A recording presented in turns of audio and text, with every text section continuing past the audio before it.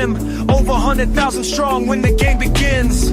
Charles Woodson legacy, Desmond did his thing. 25 Big Ten titles, let the victory bell ring. Harbaugh got the squad right, running through the frost. Every Saturday we prove why you shouldn't get us lost. Testing teams like practice runs, leaving them behind. Michigan tradition, yeah, it's all up in my mind. Kinetic in the north, 2 teams, 1 force. Running through the game like a natural resource. Kinetic in the north, can't ignore purple rain and Wolverine claw, watch it score. Viking horn blast, US Bank. Hello, and welcome to the Gamers Sideline Podcast. I am Lichemax626, and this is Kinetik615. No, you guys probably know him from the Maze Madman podcast and various other podcasts. We're here today to talk about college football 26. We got a technical difficulty. What's up?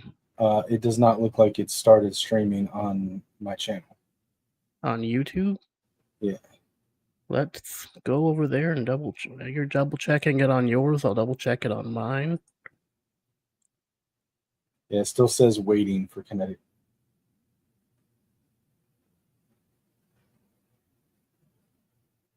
Sorry, we're not professionals yet, so yeah, we're still working on it. It's live for me though. So double check to if it's not live for you. I'm not sure why that is. I'm reloading it and it still says waiting for Kinetic plays. I will double check it on your side.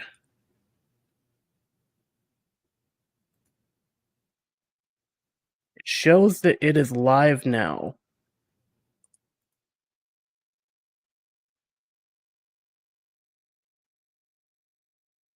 Yeah, it's still not showing it playing on mine. Shows that it is live on my end. I'm going to try to pull it up on my phone and see. Yeah, while you work on that, we are here to talk about the deep dive that released Friday about college football 26. We're going to watch the video, and then we're going to go over the documentation that goes with it. Okay, it's working. Apparently, my browser doesn't want to show it, but it's fine. Well, fire that browser. Right? Okay. All right. Well, without further ado, let's hop right into the live reaction.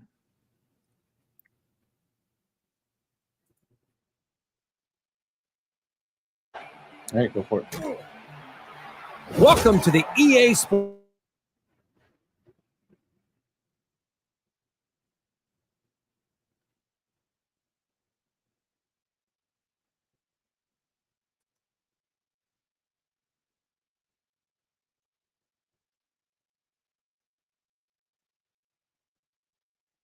So just off the bat, I mean, as they've talked about, they've expanded the playbook by a lot. They've added new mechanics, new archetypes. Something like 2,800 or 2,700 new plays supposedly been introduced. Right. Yeah. I mean, Kinetic, you played the beta. Did you get a chance to look into the playbook system, or? Yes and no. They didn't have it set up where I could go in and like do like a custom book where I could look at the individual playbooks. So the only way that you could really see the plays was to play a game with the playbooks. Okay. So I did test out a few of them, and some of them are really kind of crazy. But yeah, there's a whole lot of new plays in the new game. Yeah, and you also got to experience some of the archetypes changes that they've made from 25 to 26. A little bit, yeah. Although I do believe that they the build that we played the beta on was a much older build, and I think a lot of the abilities were sort of dampened a little bit. Okay. For what I played with, I mean, the beta was only up for 3 days, and we were playing on a build where most of the teams were under a 75 overall. Most of the players were really bad. So, I mean, I got like 3 or 4 seasons into a dynasty testing it out, but even then the players didn't get really high overalls to be able to test a lot of the abilities. But yeah, it's the new archetypes. I like them. It's a lot though. It's a lot. And you also got to experience some of the wear and tear and the new stadium pulse too, right? Yeah, so the wear and tear, there's a lot of sliders with it. I didn't get to test the sliders out, but there's definitely going to be a lot more control You can set it up for what types of hits, how much it inflicts on the wear and tear, how much you recover in timeouts, between plays, between quarters, between games, at halftime. You can really customize a lot of it. You can set it to affect affect the player differently. If it's a hit stick tackle, a cut stick tackle, a sack, a wrap up tackle, like you can really adjust the sliders and customize it a lot. So it'll take a lot of testing, but you should be able to find a pretty good sweet spot for it. Well, that's good. Let's continue the video here. Let's go.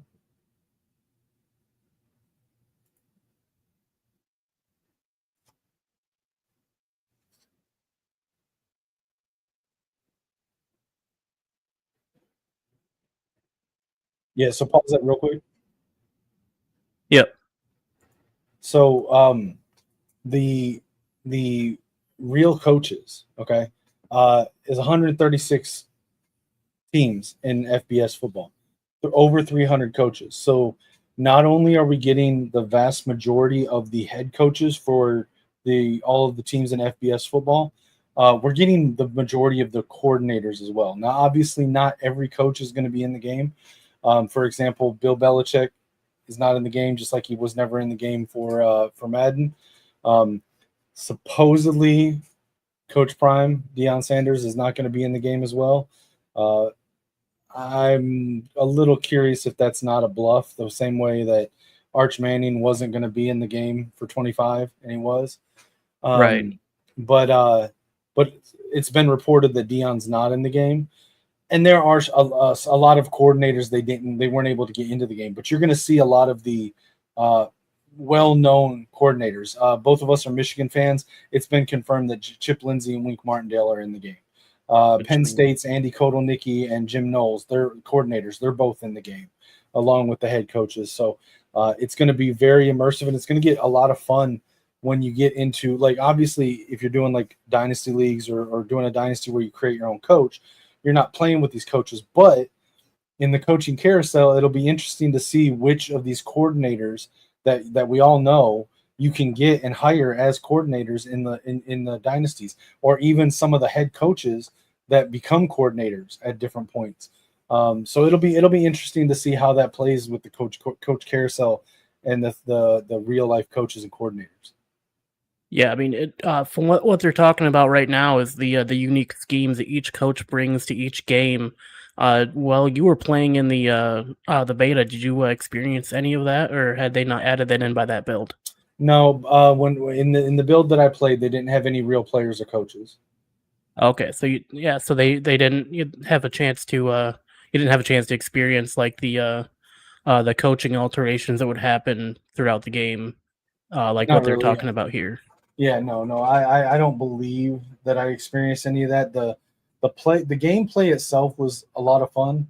I will say I think the AI adapting to what you're doing was a little bit better, but even that I don't think was where it's going to be with the launch version. So like if you were to run the same play multiple times, the defense really did adjust for it. But aside from that, though, I didn't really get a good feel on that with the build that we played on. Speaking of the plays, did you see this formation they're highlighting right here? Power I Hulk. Yeah, so that is okay. Hold on. So that's It's got WKU playbook, Western Kentucky. So this is interesting. Okay, let's see. So is that it's like an offset power I. You've got like a wing formation with two tight ends on the line, and then you've got you got a fullback. You got a running back. It looks like two running backs and a fullback in the backfield, or maybe that's a tight end, a third tight end. But you've got two tight ends on the line, unless they're doing the jumbo sets like what Jim Harbaugh used to do at Michigan, where he'd bring 6 and 7 offensive linemen out on the field and not tight ends. So those two guys on the ends on the end of the line there might be offensive linemen, not tight ends. I mean, Power I that uses 3 tight ends, 2 on the line, 1 in the backfield with a fullback and a running back on the field, right? Well, that was the Maryland I. The Power I is effectively the same thing. It's just one. the Maryland I, you had one or two tight ends, depending on which set it was, on either end of the line. So you had Right. 6 or 7 offensive linemen, basically. And then you had the quarterback, and then directly behind him in an I formation, you had a fullback, a running back, and then a tailback. And usually you would hand it off to the tailback. Sometimes you can hand it off to the second back that's back there, but you would usually hand it off to the tailback so you had the maximum amount of blockers. The power I is that, but the second running back is a tight end on the line. It's another tight end on the line. Oh, okay. This looks like it's that, but you take an offset the fullback. Yeah. And then it looks like there's another tight end or back in the backfield as well. Yeah. I mean, it definitely looks like an interesting formation. I look forward to checking it out once the game releases. I'll be checking it out, that's for sure. I mean, with a set name of Hulk, it's it's powerful. Right. It's got to be a fixture in any heavy run game. Yeah.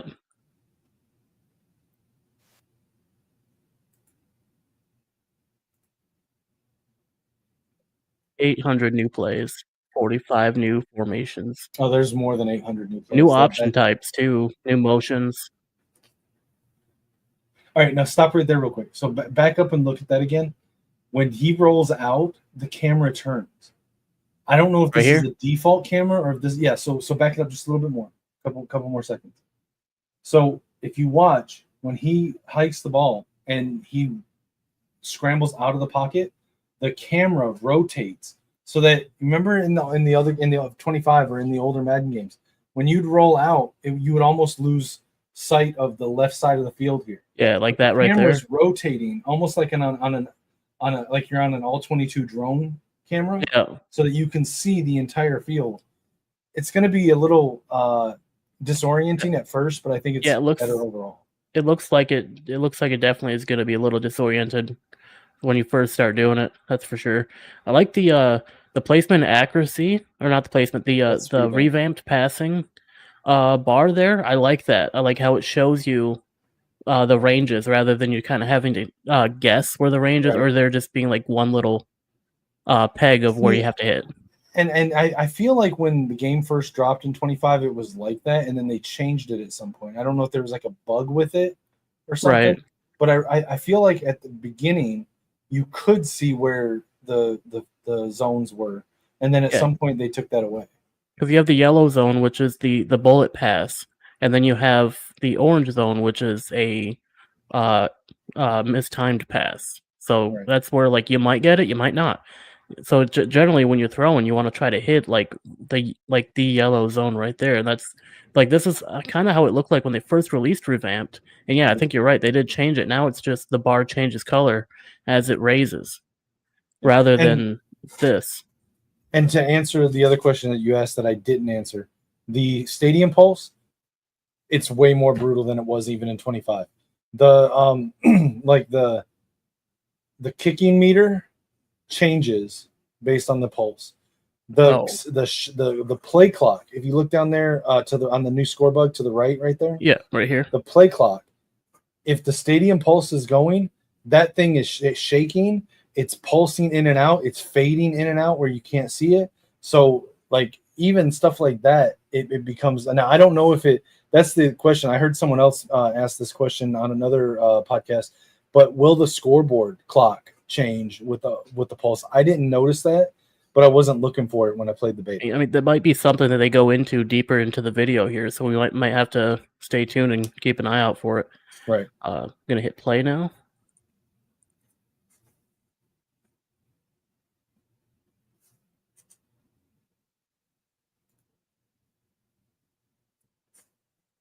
So there are new abilities. I tried to find a list of the new abilities, but there are some new abilities. I think there's like 5 or 6 new physical abilities and a couple of new mental abilities.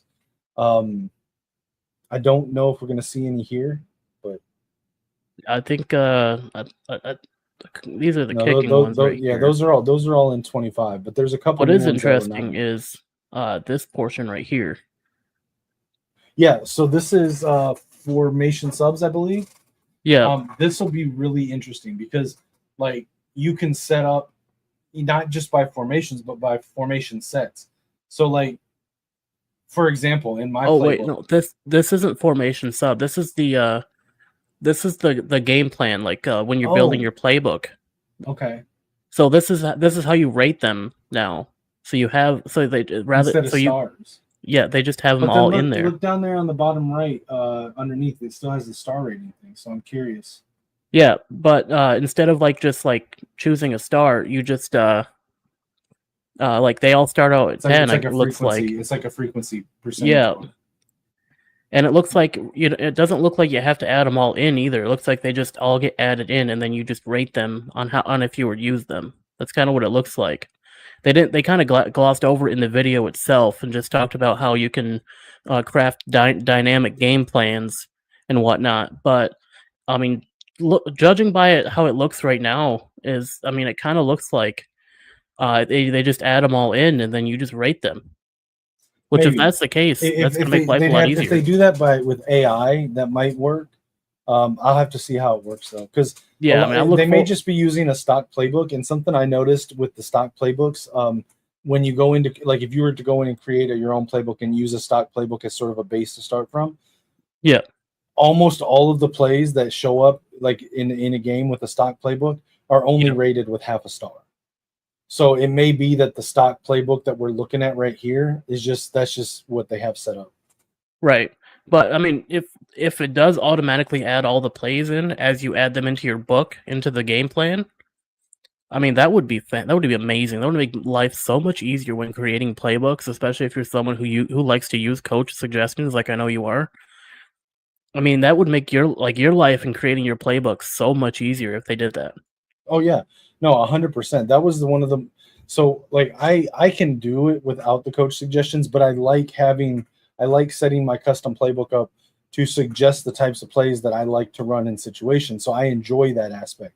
So like, but when I first started making my my custom playbooks, that was the most like intimidating part about it, was trying to set up the game plan and rating the plays. And one of my biggest frustrations is that you can't rate every play in your playbook. Like you could have 500 plays, but you can only rate about 300 of them.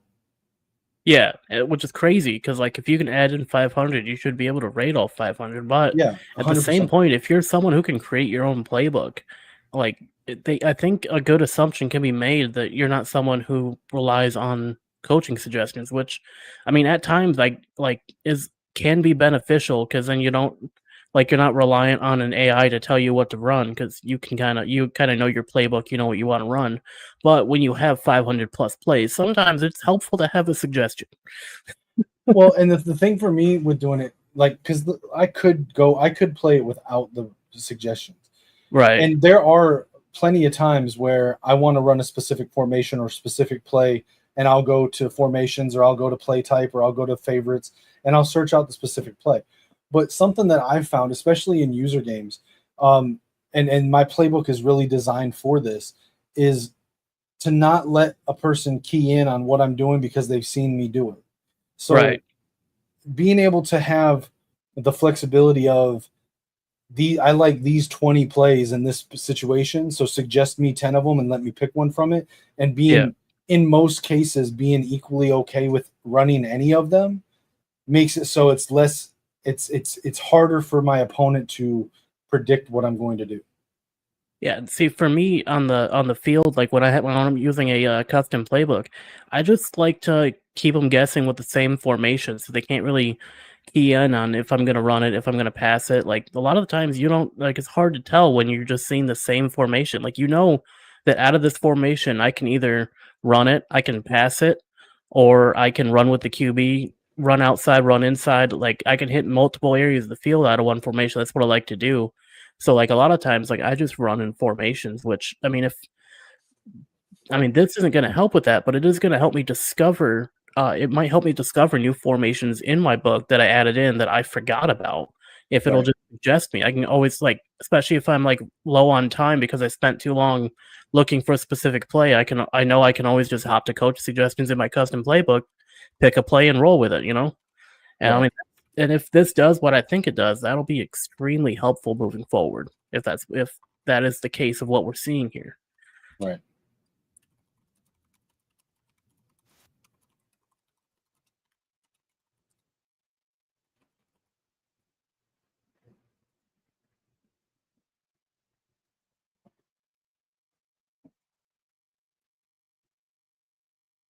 Let's see. Okay, I didn't see any new ones there. Okay, go back real quick because this is something I experienced in the beta. Right here? Yeah. Or So here. okay. So no. You were right. Just a second. Okay, right there. So Yeah. that little electric thing underneath his feet. So Right here. they have dynamic abilities now that literally can change in game. So depending on if your player gets hot or cold, let's say you have a player that's got, for lack of a better reference, let's say he's got silver. So like Right? let's use this as an example. This looks like spin cycle right here. So that's let's see a 360. silver That's spin 360. cycle. So well, it's silver 360. So here's the thing. So he's got silver 360 as a base, like all the time, right? If he's got silver 360, but he gets hot, so kind of like how in Madden, like you can Like do X things factor. that trigger your X factors to turn on, right? Yeah. If he's running hot and he just had like a big play or it's a crucial moment or whatever, you'll see this this electricity go around him, and that what that means is that ability that it shows can jump up 1 or 2 tiers, a maximum of 2 tiers, literally in the game, and it can be for that play, it can be for that series, that drive, or it can be for the entire half. It doesn't. It varies. And I think also you said you experienced it sometimes becoming permanent too, right? I didn't experience that. I heard someone say that, but I have not Okay. experienced it or seen it confirmed. So but, it's but it can possible go that down too. So like So you could have silver, and if you've just not been able to get any runs through it all, that Right. could actually drop down to bronze, or I don't know if it can drop off completely, but it can drop down too. And there's a new tier of ability. So previously in CFB 25, we only had bronze, silver, gold, and platinum. There's a new one called Heisman. You cannot achieve the Heisman level as a base. It can only be achieved on the field through the dynamic increase. So, for example, say you already base have platinum, and and your player gets hot. He then goes up to Heisman status. I don't know. I don't know what triggers it, but he can, like, it can happen. And he can go up to Heisman. That's pretty cool. That's kind of like bring it into like those who know Madden, not really know college football super well. That would be like the equivalent of like only having not being a X Factor player, and then mid game your player just gets an X Factor to use throughout for a drive, a half, or maybe potentially even permanent. That's kind of what we're talking about here. So like if he starts out like at silver, he has a really good plays. He comes out, he gets hot, he like just blows them away. He can potentially get this right here, which is and go from like a silver 360 to like what it is here, a platinum 360. Or if he's already a gold or platinum, it's there's a possibility of him going up to a Heisman for that drive, that play, or even that series. I mean, that's pretty interesting. The dynamic abilities in CFB 26. That's definitely going to be a game changer and something to keep a lookout when you're playing your games either online in college ultimate teams or on franchises. Definitely gonna want to keep an eye out for that. Right. Hey, while you start this, I'll be right back. I gotta go step away for a second. Alrighty. Go ahead and continue while I'm doing this stuff.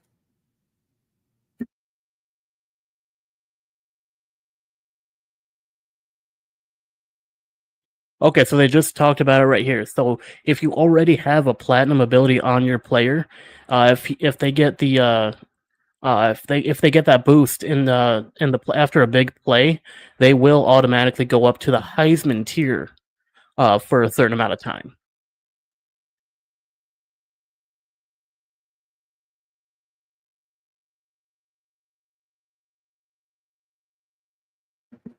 Right, and like I said, I don't know what triggers it. I don't know what determines it, but I have seen it go up and down for a single play. I've seen it go up and down for an entire half. So They actually talk about it right here. Let me back up and I'll go over it again. yeah, and for those watching, we're not broadcasting the audio, are we? So when they get that into that hot state like you were talking about, platinum tiers automatically go up to the Heisman state. Yep. They're like it happens if as long as they're in the platinum state, they will once they get hot, they will go into the Heisman state until they are no longer hot. Right, and again, they can go down too. So if you have platinum, Right. but you're not performing well, and they get cold, it can drop down Yeah. to silver. Yeah, which that everyone knows that sucks. Yeah, momentum is going to be a huge thing in CFB 26. For sure, you're definitely going to want to keep an eye on it and make sure that you keep those plays gaining positive yards, positive production.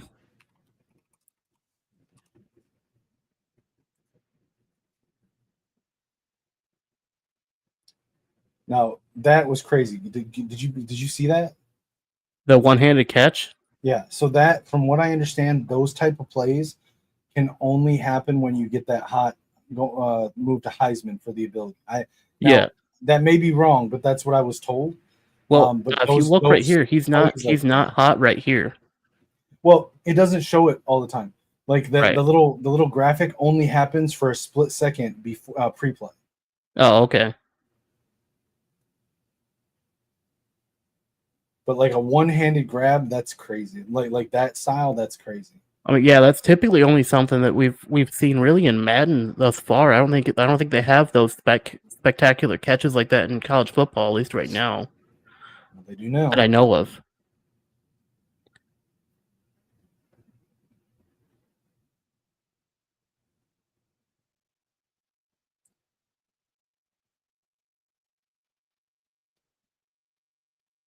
Okay. So hold on, back up a little bit. So here they're talking about the limitations on the quarterbacks being stuck behind taller linemen. Yep. So if you back up a little bit real quick and watch the button over the top of that receiver's head. See right there, it's grayed out. So that's because if you were to draw a line from the QB to the receiver, if it goes through a lineman and the QB and receiver are not far enough away from the lineman, then it grays out. And that doesn't mean you can't throw the pass. It just means it's going to have an accuracy. It's going to take a hit to accuracy if you throw it while it's grayed out. Yeah, because you can see right here, like these buttons here, like these two right here, are blocked by these two linemen from this quarterback right here. So they're grayed out. Right, and that's this guy is clearly seen by the height of the player, of the quarterback, of the offensive lineman, and of the distance between them, and the distance between the quarterback and the receiver. Yeah, that's gonna bring a whole new field to a new stat to look at when you're recruiting your quarterbacks and your linemen alike, because you don't want to match a short quarterback with like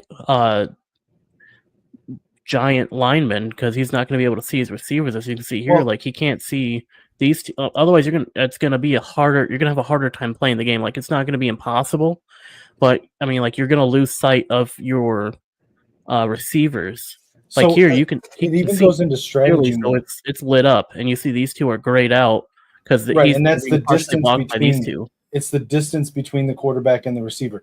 So one of the things that you can do, it goes into strategy, because if you, I'm not saying don't recruit smaller quarterbacks. If you want to recruit, if you find this gem awesome 5'11" quarterback or 6 foot tall quarterback, still recruit him. But understand that you're going to want to change your game plan a little bit if you're starting that quarterback, because you're going to want to be in pistol and shotgun more and under center less. Look at the NFL. Kyler Murray is like 5'10" or whatever. He runs almost exclusively off of shotgun plays for this very reason. Right. So I mean, you're going to run if you've got a shorter quarterback, you're going to run more out of shotgun, more out of pistol. You're going to run more rolling out of the pocket, stuff like that, than maybe some of the traditional under center pro style plays that you could do with a taller quarterback. Yeah, like as you see here, like as he gets farther out, it starts fading away. Then it highlights Right. when he's got a clear sight line to him. Then after he throws it, it goes away. Right. So the ball. So you definitely are. It's going to definitely put a new level of strategy into the game, because I mean, also he overthrows it right there because he couldn't clearly see the receiver. So you're going to take a hit to penalty to your accuracy as well. Right. It looks like, from having a shorter receiver, or not a receiver, a shorter quarterback compared to your lineman. It looks like it's not gonna be a great time for you. Yeah, exactly.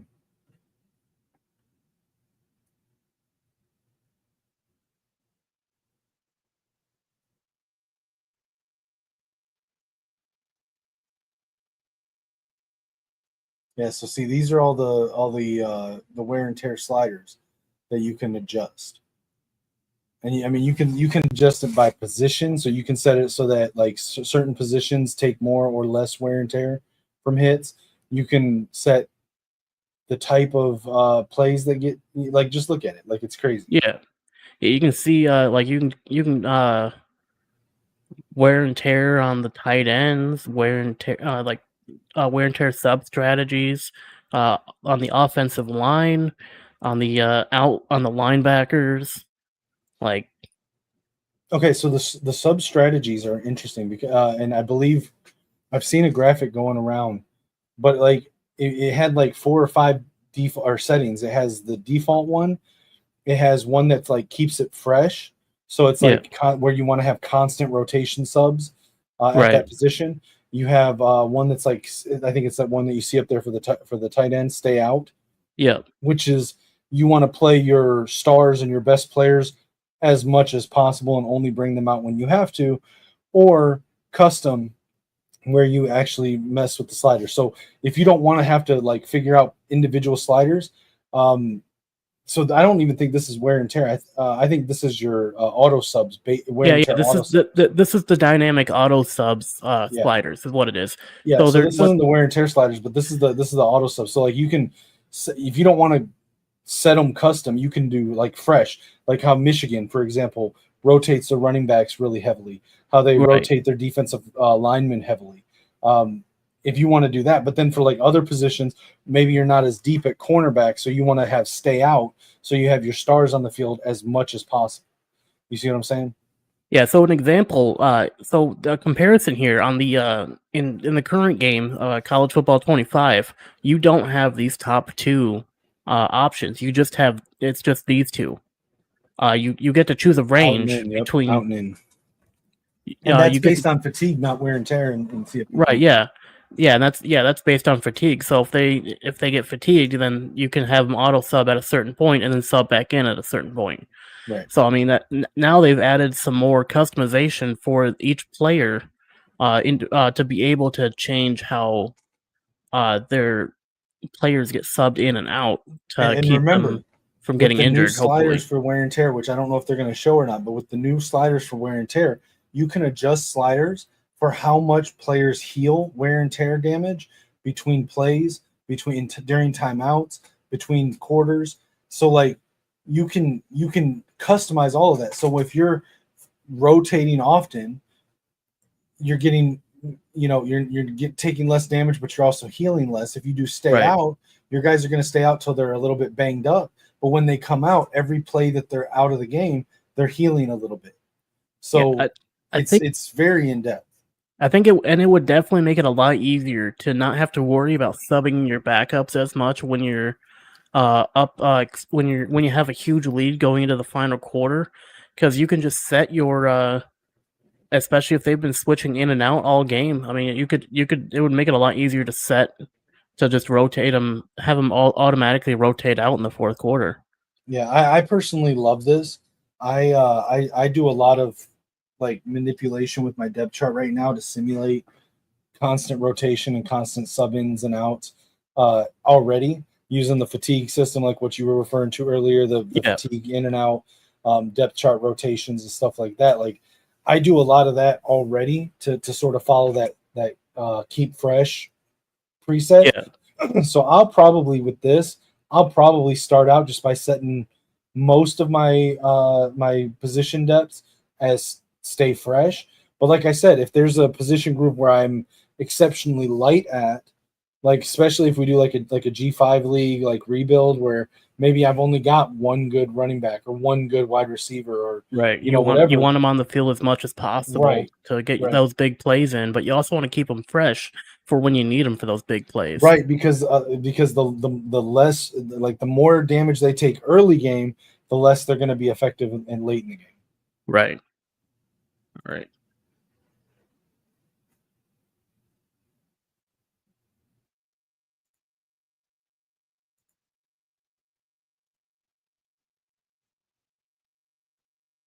So these are the game options right here for wear and tear. So you have a normal tackle impact. That's the impact on the to the player for the normal tackles, the catch tackle impact. This is all everything that impacts the wear and tear involving the players. As you can see right here, well, that doesn't really tell. That just tells you increase or decrease. Doesn't really tell you much. But these are the sliders I'm assuming you were referring to earlier for the wear and tear system, right? I'm sorry, say it again. I was reading a message. I said these are the sliders that you were referring to before with the in-game wear and tear system for how much it's impacted. Yeah, so you can see here, like you can change it. First of all, you can turn it on and off. I'm always going to keep it on. I think it's a great feature. But you can literally set sliders for how much damage it does or the impact that the wear and tear takes for every type of tackle. Normal tackle, catch tackle. I don't even know what a catch tackle is. That's where they wrap them up and bring them down. Okay, so but wouldn't that be normal tackle? No, a normal tackle would be a hit and release tackle. A catch tackle would be they wrap them up and pull and bring them down. Okay, I got you. So yeah, so I mean, but look, like hit sticks, cut sticks. There's an one that says for sacks. Yeah, right down here. Yeah, I can't see it beneath the banner. Yeah, no, I'm highlighting it with my mouse. But yeah, I don't know what defender tackle advantage impact is yet. We'll have to figure that out. But yeah, like you can literally like, so in my opinion, something like normal and catch tackles probably do a little bit less. Hit stick and cut stick and sacks probably do a little bit more. I mean, I would for sure have these two be a lot higher than these two. I don't know about like having sack. Well, sack would be on the quarterback, not necessarily on the defender itself. So I guess that would make sense because you're hitting the reason I think sacks fit with hit stick and cut stick is that when you played high school football, we both played D-line. If we tackle a running back, he's expecting to get hit. He's running the ball, expecting to get hit, and he sees us coming. 9 times out of 10, a sack, either the quarterback didn't see us coming or sees us at the very last second and does whatever he can to protect himself, but he was doing something else. You know what I'm saying? Yeah, his eyes were down the field. He wasn't looking at this guy coming out of the corner of his eyesight coming in to ruin his entire day. Right. So maybe the sacks don't have as high impact as hit and cut stick, but maybe a little bit more than catch tackle and normal tackles. Yeah, I would say that would be fair for sure. And they had block impact as well. Now, this is something that I've heard debated about. The weather. If you go back to what is it? A block? Yeah, there was also block impact on the wear and tear list. That's a hard one to gauge because like it's a car crash on the defensive and offensive line each time, but it's a lot of sumo wrestling. It's a lot of hands to the chest and face. It's not as much hitting and tackling. So like, I mean, the only thing that I can think of is it would have more of a impact on like their fatigue than their like actual like risk to injury, more or less. Right. So I'm gonna have to test that out and see like, does it just give them more fatigue or does it actually like injure them? Right. Because depending on where that falls completely changes my opinion on that slider. But go to the next slide where it was showing the weather, the snow game. So the weather impact in CFB 26 is not the same as Madden 26. This is effectively going to be the weather stuff that we had in Madden 25. I would expect the weather updates that people have seen from the Madden deep dive. Those will probably be added in next year's college game, but they're not, at least as far as I know, in college football 26. Now, I don't know how big of a task that would be to implement that into CFB 26 as a patch. I don't know. But so maybe we'll see that at some point, but I don't think we'll see something like that in this game. If it's not already going to be in the game, yeah. I don't think we're going to see it, because I mean they said the same thing about implementing crossplay into 25. They said it would come in at a future update, and here we are, the future update. Right. Which is a whole new game, you know? So, like, if they say it's going to be in a future title update, just expect it's going to be in CFB 27. Don't expect it in 26. Which, to be honest, seeing how it affects, like, the effects it has in Madden 26, I'm kind of glad they don't have the same weather system. I don't know how I'd feel trying to play in a whiteout blizzard all for it. Let's do it. With the home field advantage thing, just messing up everything you're trying to do. Like that would just I'll be honest. Much, give it to us. In my opinion. Let's do it. I want to go into a hostile horseshoe in Columbus with a full-on snow and fog. Like, give me that game. Imagine you're like, let's say Western Michigan, the Western Michigan Broncos, and you're going into the Soft Ice Stadium to play against them at their home in a whiteout blizzard. Did you ever see the Michigan Ohio State blizzard game in real life? I've seen clips of it. It was nuts, dude. Yeah, it did not look like a fun time. And looking at the Madden 26 weather effects, listen, I don't know if I want that in college football, to be honest. Like, I know it'd be more realistic, but with the home field advantage stuff, it does not seem like it'd be a good time for anyone. If I'm able to get the funds around to get Madden 26 on launch, just like we're gonna do with CFB 26, when the first time you get home after it releases, we're gonna jump right into a game. Madden, we are getting on the game before we open up anything else on Madden. We are doing a play now in full-on snow and fog. And just gonna have fun with it, just because it's gonna be nuts, dude.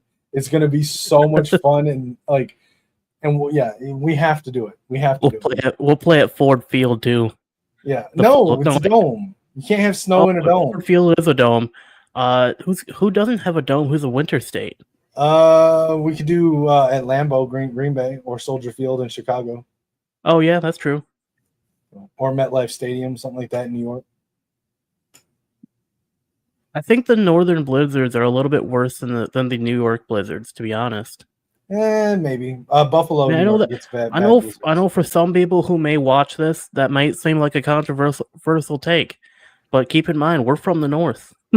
I'll be honest. I think the Blizzards are usually worse in Minnesota and Green Bay, which Minnesota plays in a dome, and in Buffalo, New York, than we get in Michigan.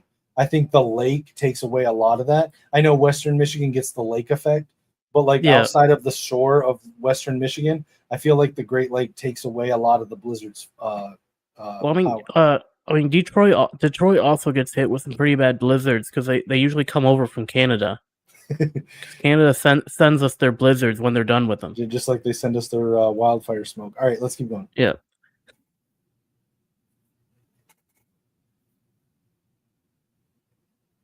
So they just talked about it. There's going to be weather modifiers that are going to impact wear and tear for warm weather states coming to play. Warm weather teams coming to play in cold weather teams, and vice versa.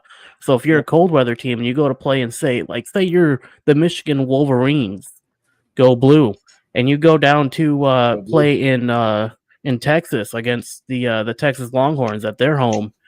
You might have a bad time down there because you're not used to that heat, and so something I'm curious about with this. And again, this is in Madden, but I do expect it to make its way. Wait, are they saying that the weather effects are gonna the fatigue and the stuff is in CFB?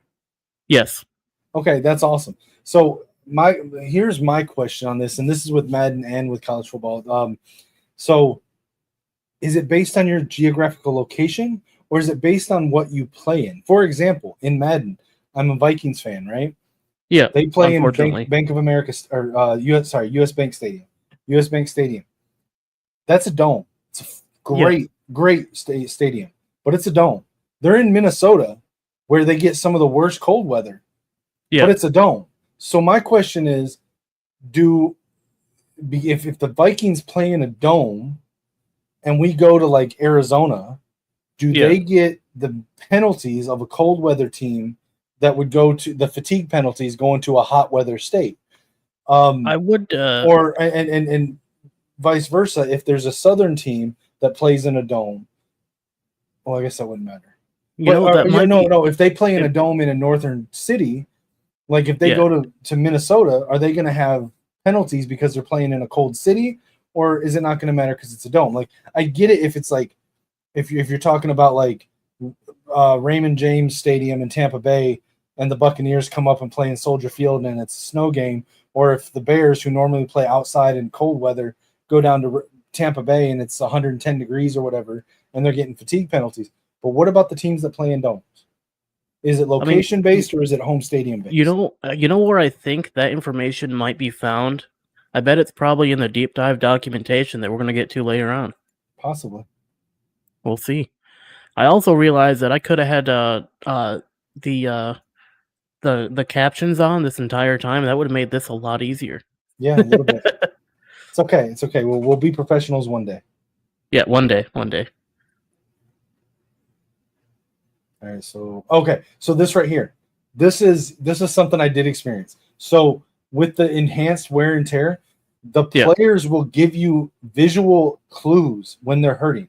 So I don't know if it showed what happened before this play, but like if you get hit with a big hit stick tackle, the next play you might see him do something like this, where as he's walking up there, you see he's like shaking his leg, like he's trying to get out like a hamstring cramp or something. Yeah. They will give you visual clues when they're hurting. And that is kind of an indicator of, hey, you might want to sub this guy out for a play or two. And that's why we do have dynamic substitutions. I don't know if you can see it. You should be able to see it in the bottom right corner underneath the chat thing there. But there's a button you can hit to do dynamic subs. So you could, for example, pull that up, put in your backup quarterback, and it won't affect this play, but on the next play, the guy that you subbed in will come in, and then you could do that for like 3 or 4 plays, and then bring your starter back in. Yeah, so you no longer have to just go through the play call, the play call screen to do your substitutions or pause the game. You can just do it on the fly. Right. Which I love that, and I'm glad they brought it in, because I mean that's going to make a lot of things. That's going to make things so much easier moving forward in the game if we're able to do some auto subs. It's definitely going to make life a lot easier. And this is where the auto sub is. It's right underneath the chat field there. You click in the looks like the right stick, and then it pulls up your auto subs. Down. I think it's like down. Maybe it's. I thought it was like down on the D-pad. It's up on the right stick. Up on the right stick. Oh, okay. But yeah, it's really easy to use. Really easy to use. I don't know how much I'll use it, just because like I'm pretty like you set up I set up the auto subs in my depth chart anyway. But it's nice to have that there in a pinch. I mean, it is with the new wear and tear system too. It's also gonna like make it a lot more. It's also gonna be more important that you actually have other like decent quarterbacks on your roster who are game day ready.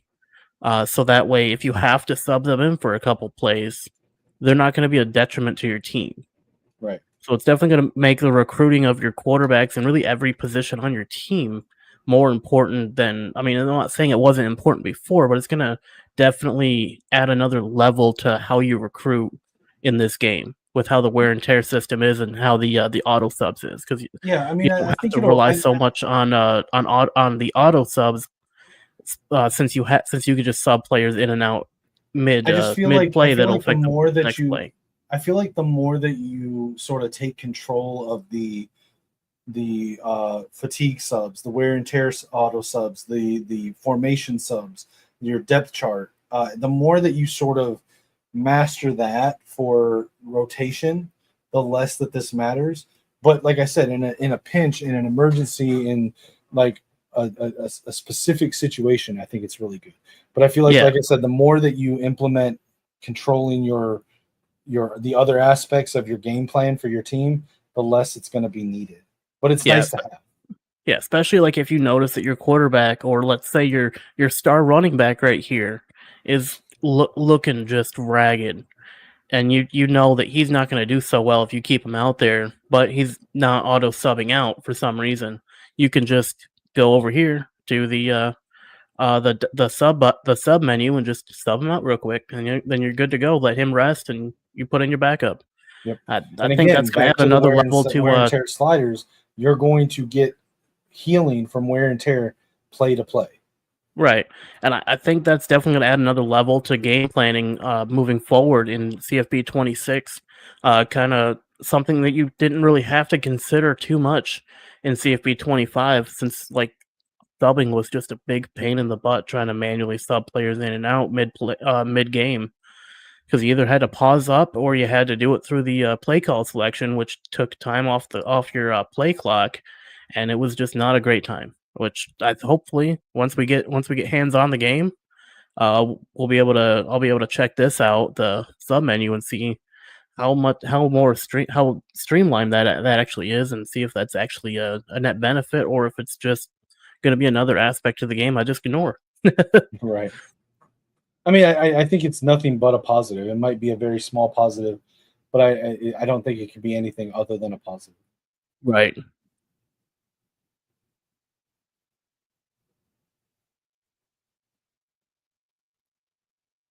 Okay, real quick, this is not boom tech. It is not boom tech? No. So basically, from what I've heard, and this was based on a lot of what I heard following the Madden deep dive, boom tech was the branding that they put on physics-based emphasis on Madden's game last year. Yep. But it didn't really work the way they wanted it to. But the concept was correct. So in both Madden and CFB 26, they've basically taken out the parts of boom tech that didn't work, and then took the ones that did and enhanced them. And so it is not boom tech for those that didn't like boom tech in Madden.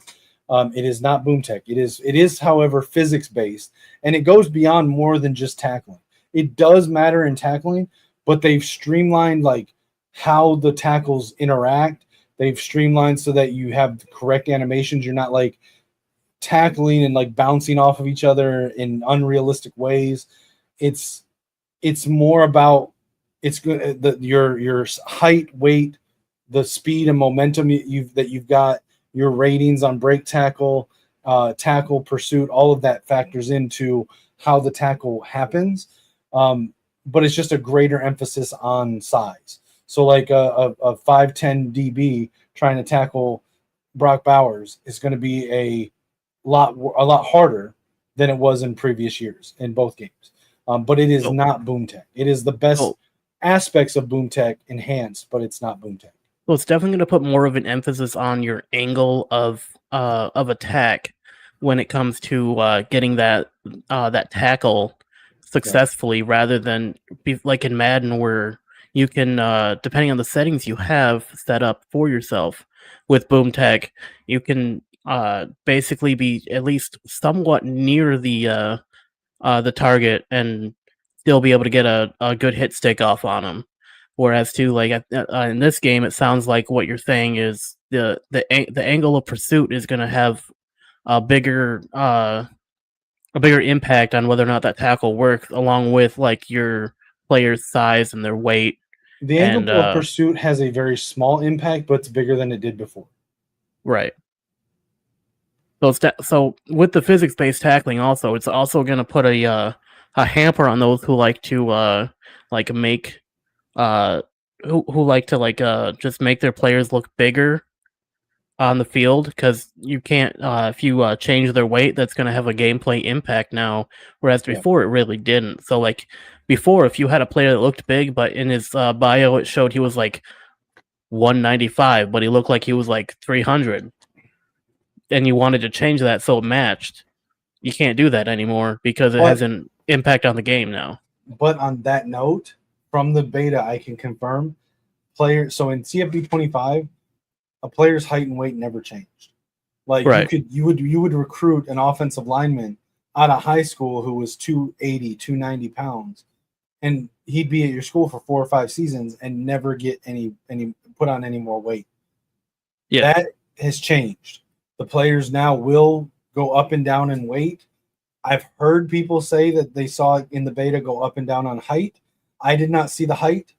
It is, it's obviously a lot less common for 18 to 23-year-old kids to gain height than it is. It's less common than it is for them to put on or lose weight.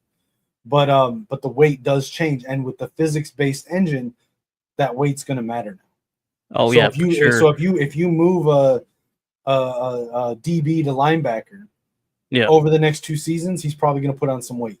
If you move a running back athlete to defensive line, he's going to probably put on some weight. But the negative is because in CFB, a lot of times I would move athlete running backs to D line because they would develop like crazy, but they'd never gain any weight. So I'd have 190-pound, 205-pound defensive linemen.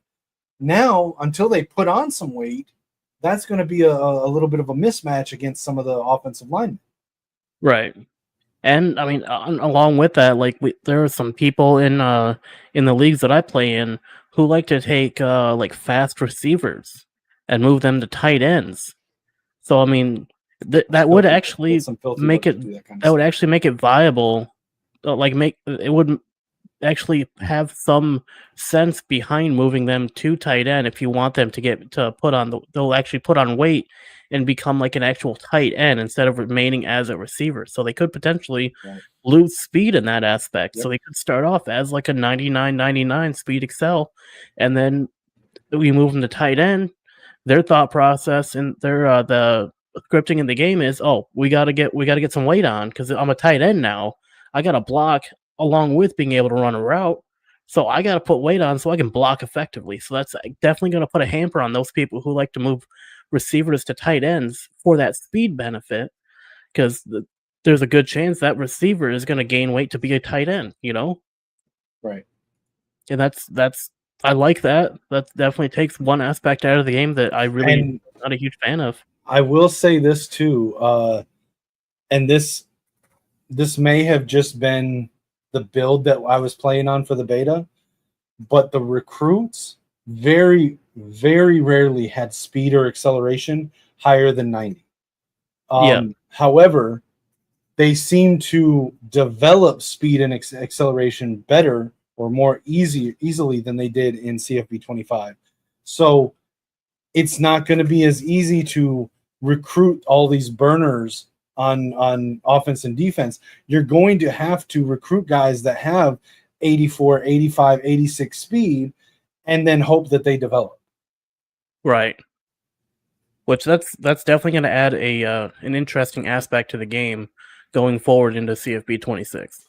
And like at first I hated it, but the more I think about it, I kind of like it because it takes some of the emphasis off of having to have super fast players.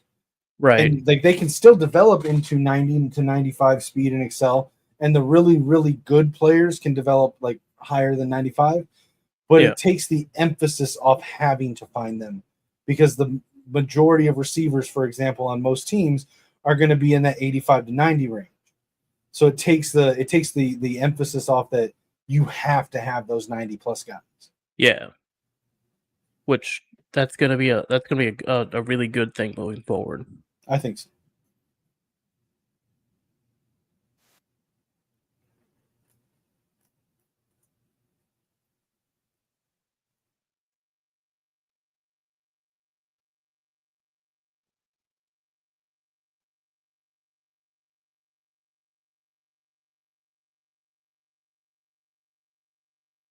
So this is huge. Well, not the dynamic cells, but the defensive stuff.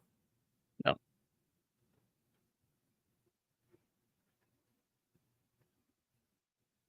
Okay, back up. I just want to point something out real quick.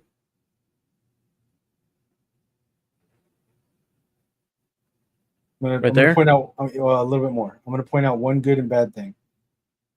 As Michigan fans, first of all, here's a clip of our boy, Jordan Marshall, shredding the Ohio State defensive line and just running straight through them. So props to EA. Awesome clip right there. However, some people are not going to like this part. If you go back, look at the guy that handed off the rock to Jordan Marshall, who EA apparently has as the starting quarterback for Michigan Wolverines, based on what I was able to find. That is not Bryce Underwood. That is number 10. Well, I looked at number 10 on Michigan football's spring roster. That is, in fact, Fresno State quarterback transfer Mikey Keene starting at quarterback for Michigan. I mean, there's a good chance he could have just been subbed in for this play because they're talking about dynamic subs right here. Possibly. It's possible.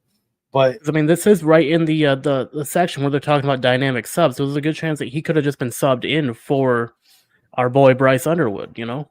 Possible. I'm not saying it's not, but from this clip, if you want to take it at face value, there is so there's starting quarterback for the Michigan Wolverines, according to this clip, would indicate Mikey Keene. And something we're going to get into a little bit later too. Well, something we're going to get into a little bit later. Again, the validity of the source I can't confirm, but a source does show Mikey Keene and Bryce Underwood at the same overall rating for the game. And that would fall in line with what they did last year for Michigan, where they basically had Alex Orji, Jack Tuttle, and Davis Warren all at the same overall.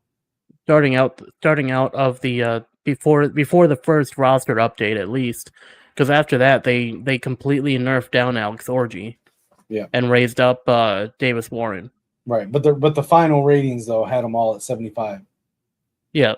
So, but anyways, those again just sort of a little Michigan thing there. Jordan Marshall running right through the Ohio State defensive line, like they weren't even there. Like they rolled out the red carpet for him and everything. Oh, here's the that's the dynamic here's the subs. Right there. Yeah. So this is the sub menu that you get when you flick up on the right stick. This is actually pretty interesting. It shows their overall, their status. I like that they show the overall because that's something that's been missing in the games. Is it's always just showed the names and you just kind of had to know the overalls. So I'm glad that they show that. And it looks like it also shows the biggest impact on wear and tear.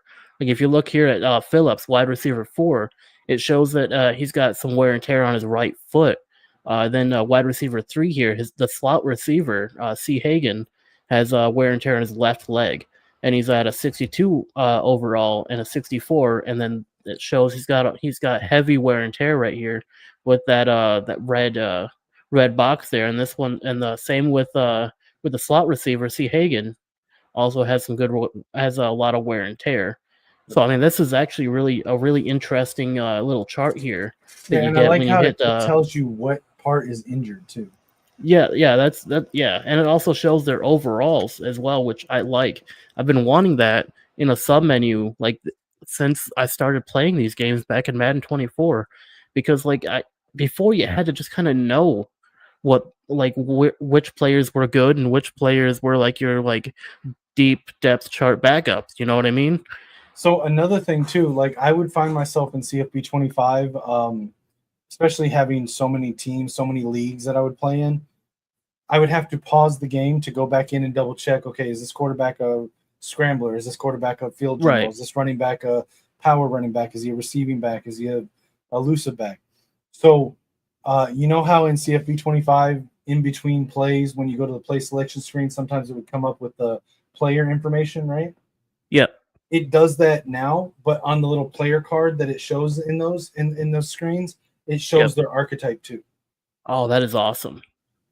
That definitely makes life a lot easier, so you know what kind of player you're running with at least. Right.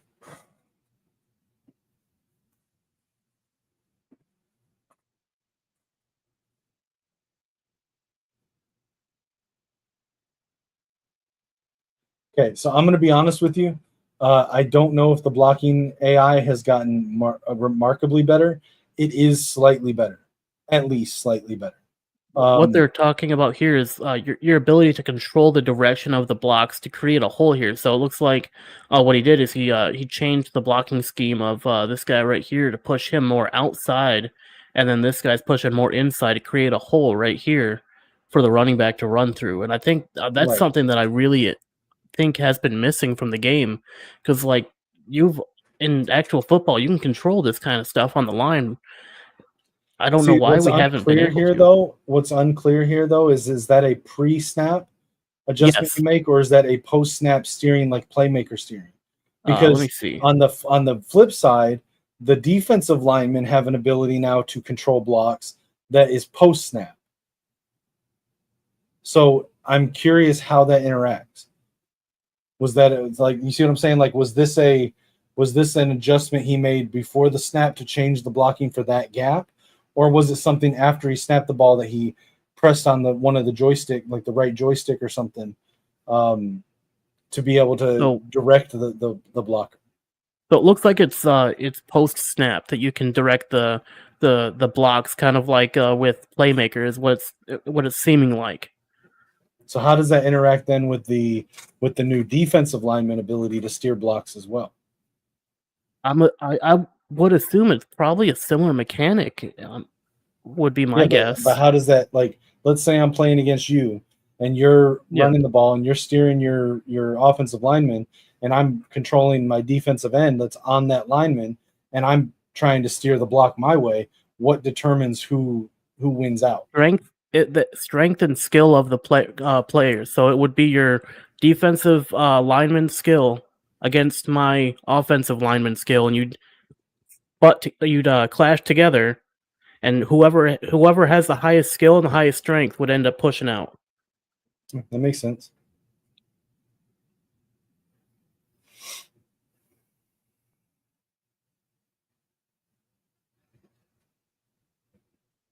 There we go. Stunts and twists. So that's a twist more than a stunt, but they're effectively the same thing. Yeah, so they added in stunts and twists, which come into play. What was it? Love this. Pre-play call, right? So there's a couple different ways. Okay, so for those that aren't aware, and I'm just going to give a simplified version here. Stunts and twists are effectively the same thing, but they're completely different. Twists are defensive linemen. Stunts are linebackers. So a stunt is when you have linebackers that are going to come up onto the line of scrimmage to disguise how many rushers are going to come at the quarterback. So if you've got 3 down linemen and 2 linebackers come up to the line, and they're trying to disguise that you don't know if all 5 are rushing you. You don't know if it's going to be 3. You don't know which 3 are rushing and which 2 are dropping back into coverage. That's a stunt. The twists are when defensive linemen will move over and under each other to try to confuse and cause conflict with the offensive linemen and their blocking assignments. So what you just saw in the video there was a twist with the defensive end and the defensive tackle. There's 2 ways that you can do this. There are specific plays that the stunts and twists are built into the plays, and you don't have to do anything. Then there's a manual one where when you select a play, so let's say you're in your play selection screen and you select the A, or well, in this case, the X. You, instead of just tapping X, you hold it, and that little menu comes up, and it has the different twists and that you can do on that play. Yeah, like here you got left Tom 2-man, left text 2-man, left exit 2-man, left pirate 3-man, left what was that? Tempo.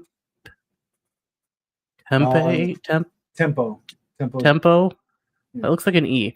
Left tempo 4-man are the one that we see here. So I mean that's definitely going to add another level to the game. Like right here, here's a good example. Like normally in CFB 25, all of these guys would be angling like they are here. Like this guy angle this guy way, this guy angle this way, him angle like that. He would normally be angled just like straight in or like straight out or over here.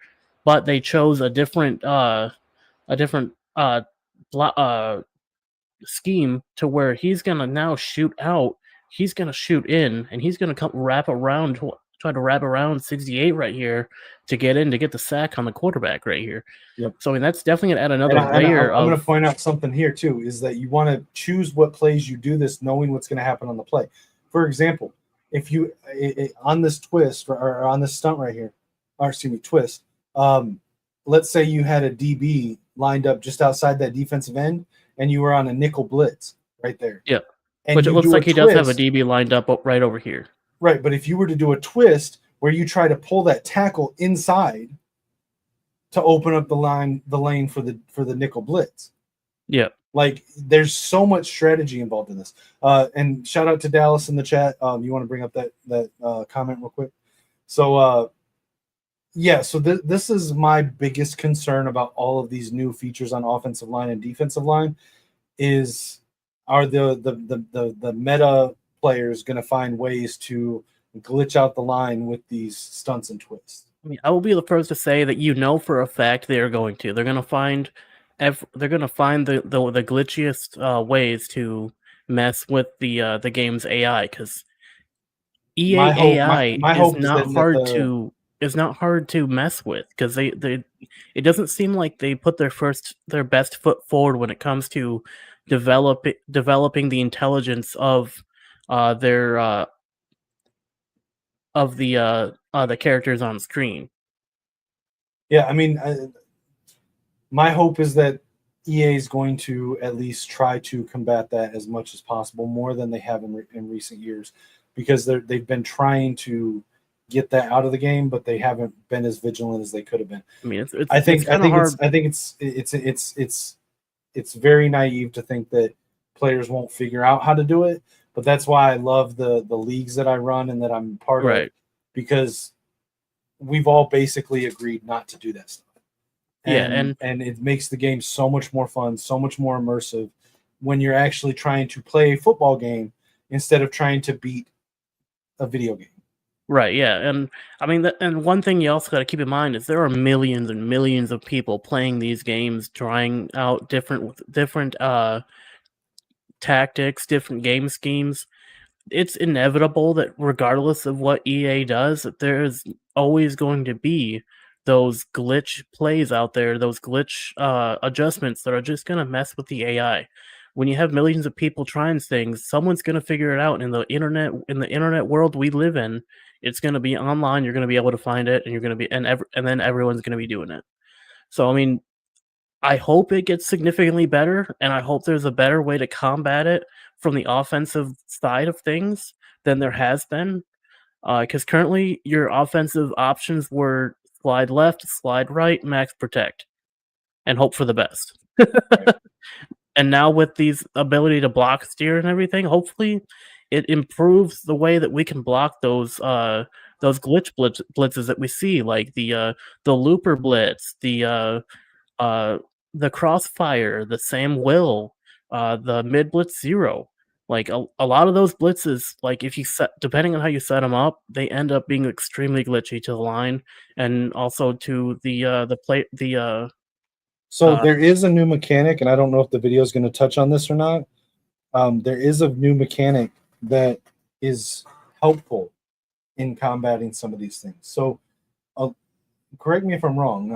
I haven't really tried to study how to do those glitch blitzes as much as some people have, because I just don't play online against people that do it. But generally, what part of the glitching out has to do with is bringing a lineman down in range of the offensive lineman to put them on the blocking AI's radar, so to speak. You're basically creating a bluff blitzer is essentially what you're doing.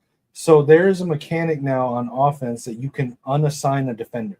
So you can basically tell your offensive lineman or your offense to ignore a player. So if you've noticed that someone's been bringing a linebacker down to essentially create a bluff blitz threat, you can just tell your line, that's not a blitz threat. Ignore him. He's going to drop back. Don't worry about that. Yes. Worry about this guy instead. Which I think you're right. That's going to help a lot with combating a lot of those the players' abilities to mess with the AI of the game, which if it does end up helping, fantastic. I'll be so happy they did that. I might even start playing online against people. But we'll just have to wait until the game comes out and see how that goes. Yeah, 100%. Like I said, I don't know how much it'll matter because I don't play against people that I would need to do it against, really. But yeah, it's supposed to be a tool to try to combat it. Right.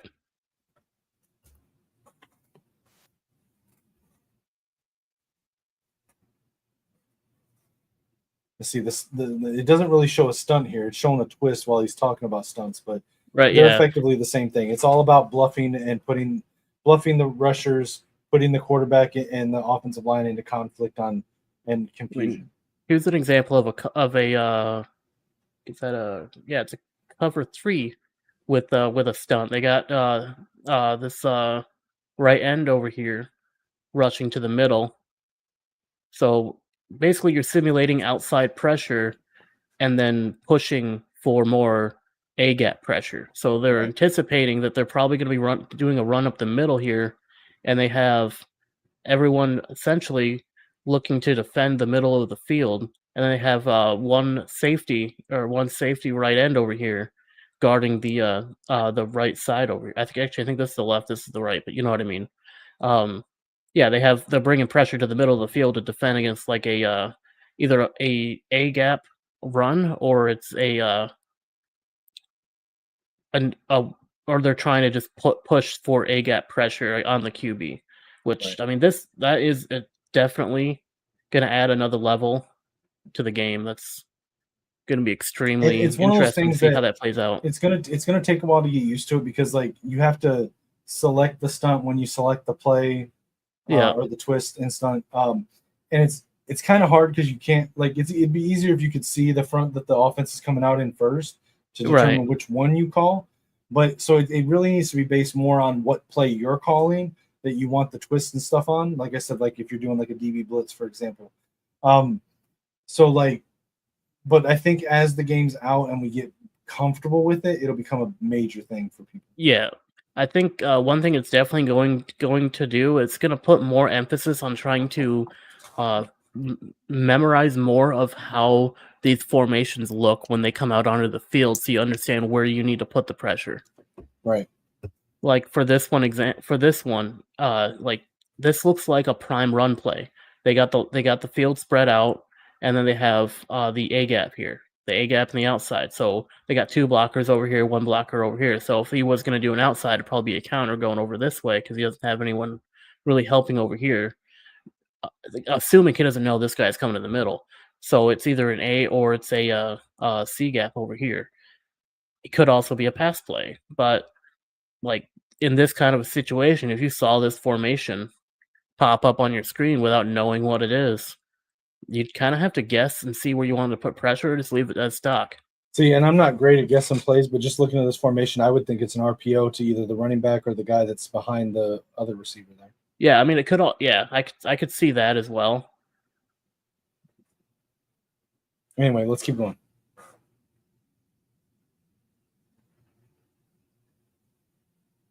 But see how so go back and watch that sack. Watch the twist the stunt over top of the one defender right through the gap, and how the outside blocker is just completely taken out of the play right there. Yeah, he kind of slides right around him and comes in, which that's definitely pretty interesting. That's gonna add something else you need to worry about on offense. Like as if you need more to worry about on offense of them getting through. As somebody who likes to play defensive line players, I love it. I absolutely love it. Yeah. Like, I mean, give us more tools to put the defensive line on a better, on more of an even playing ground with the people that like to use their linebackers. Give it to us. I'm all for it. Oh, this is my favorite thing they added in right here. Custom zone stemming. I love that so much. I'm really excited for this. There's a problem with it, though. What's up? It's great in theory because you look at last year, they gave us custom stems on hot routes for wide receivers. But when you're on offense, you have control over how much time you have before the ball is snapped. Yeah. Remember last night when we were playing the game and I snapped the ball while you were still doing an adjustment and your guy fell forward because you happened to hit the button right as I snapped the ball? Yeah. Okay. You're not going to have time in most cases to figure out what you want to stem and then get the stem down and still be able to make your other normal pre-play adjustments. In most cases, if you really want to stem up or down a safety zone or something like that, you're doing that at the expense of your other pre-play adjustments that you normally do. Right. Which there are some defensive calls that I honestly sometimes just want to like move like a cloud flat, for example. I want to move that now sometimes. I just want to like during my normal pre-play adjustments, I just want to have the cloud flat not play 5 yards back. I want him to play at the line of scrimmage sometimes, you know? And sometimes I want him to play like in the area of where most corner routes or speed outs go, just to defend that a little bit better. And I'm glad they added this in because I mean I think this is going to help a lot, especially like with like the yellow zones here in the middle, the hook girls, the curl flats. I think those being able to stem if you're someone who uses the defensive line, being able to stem those up and down is definitely going to be a huge bonus because like Right. as on the defensive line you don't have many adjustments to really make out on the field because you don't have to cover for you using one of the backs. So you really just have to kind of like... I'm still making all kinds of adjustments. I'm sliding protection, or not protection, but sliding my line, slanting my line, moving my linebackers in or out or to the side. I'm shading in or out. I'm highlighting receivers. I'm doing all kinds of stuff on pre-play adjustments. In most cases, I'm not going to have time to do all of that stuff and pick a specific DB and stem their route before the ball is snapped. It's definitely going to give some emphasis on the offense for quick snapping. It's going to make that definitely a huge advantage, especially if you know someone likes to play stem. in a league that has accelerated clock on. Yeah, if you're playing in a league that has accelerated clock, then you're not going to really have enough time to do everything because they're going to be trying to quick snap every play. Yeah. So I mean, it's going to add another layer to the game, and it's also could potentially add another strategy on offense to mess up the defense if you know there's someone that likes to do this. Right.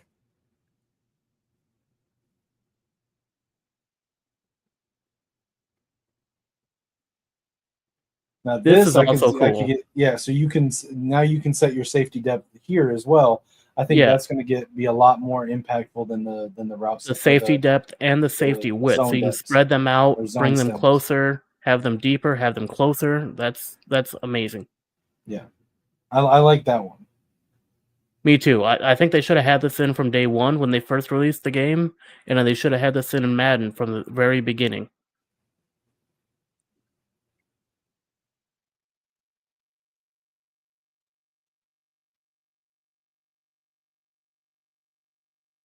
See, that right there, that's what I was talking about, wanting to be able to do. Like this right here. Like how he moves that down. I like that. I've always wanted to be able to do that without having to put it into like a cloud flat. You know what I mean? It'll definitely make it easier to defend against someone that's doing heavy RPOs. Right, for sure. Like you won't have to user this guy. You could just set that and then go back to your line. Or, I mean, rather than just like shading down and having this become a cloud flat or a soft squat, you could just stem this guy down to cover cover the line of scrimmage in a seam flat. And so if someone's throwing, like, for example, a read wide flat, he's got it covered. He's right there. He gets that once that guy gets the ball, he's there. He's stopping it. That's the end. Yep. And that's fantastic. That's going to definitely hamper a lot of the meta plays we have right now in Madden 25. Being able to do this is just going to, I mean, we'll probably have more coming in 26, but just going off of the knowledge of what we have right now with CFP 25, this right here is the one feature that if we had it in 25 would have made everyone's life a lot better. Yeah, and supposedly the AI defense against RPOs is much better in the game too. That's fantastic, because I mean, as a fan of RPOs myself, I feel bad sometimes when I'm using them on people, because I know that, especially people who don't like to use the defensive backs, it's just way too easy to RPO them, because a lot of those RPOs require you to use or cover them in order to stop them, Right. which kind of sucks when you're not someone who likes to use their defensive back. If you like playing the line like you do, it kind of leaves you vulnerable to a lot of those kind of plays. But I mean, you do a decent job at stopping them for the most part. Yeah, I mean, I just play the way I like to play. I Yeah. enjoy the game playing defensive line. I played that in high school, and I But enjoy that style of play. So that's how I choose to play, even if it's not, even if it's it's sub optimized. I don't care. Yeah, and I think these custom zone stems is definitely going to be a net benefit to someone like you who doesn't like to use the defensive backs, because you can just hop on them real quick. If you know that an RPO is coming, you can hop on to them real quick, stem it down, hop back to your guy on the line, and you're good to go.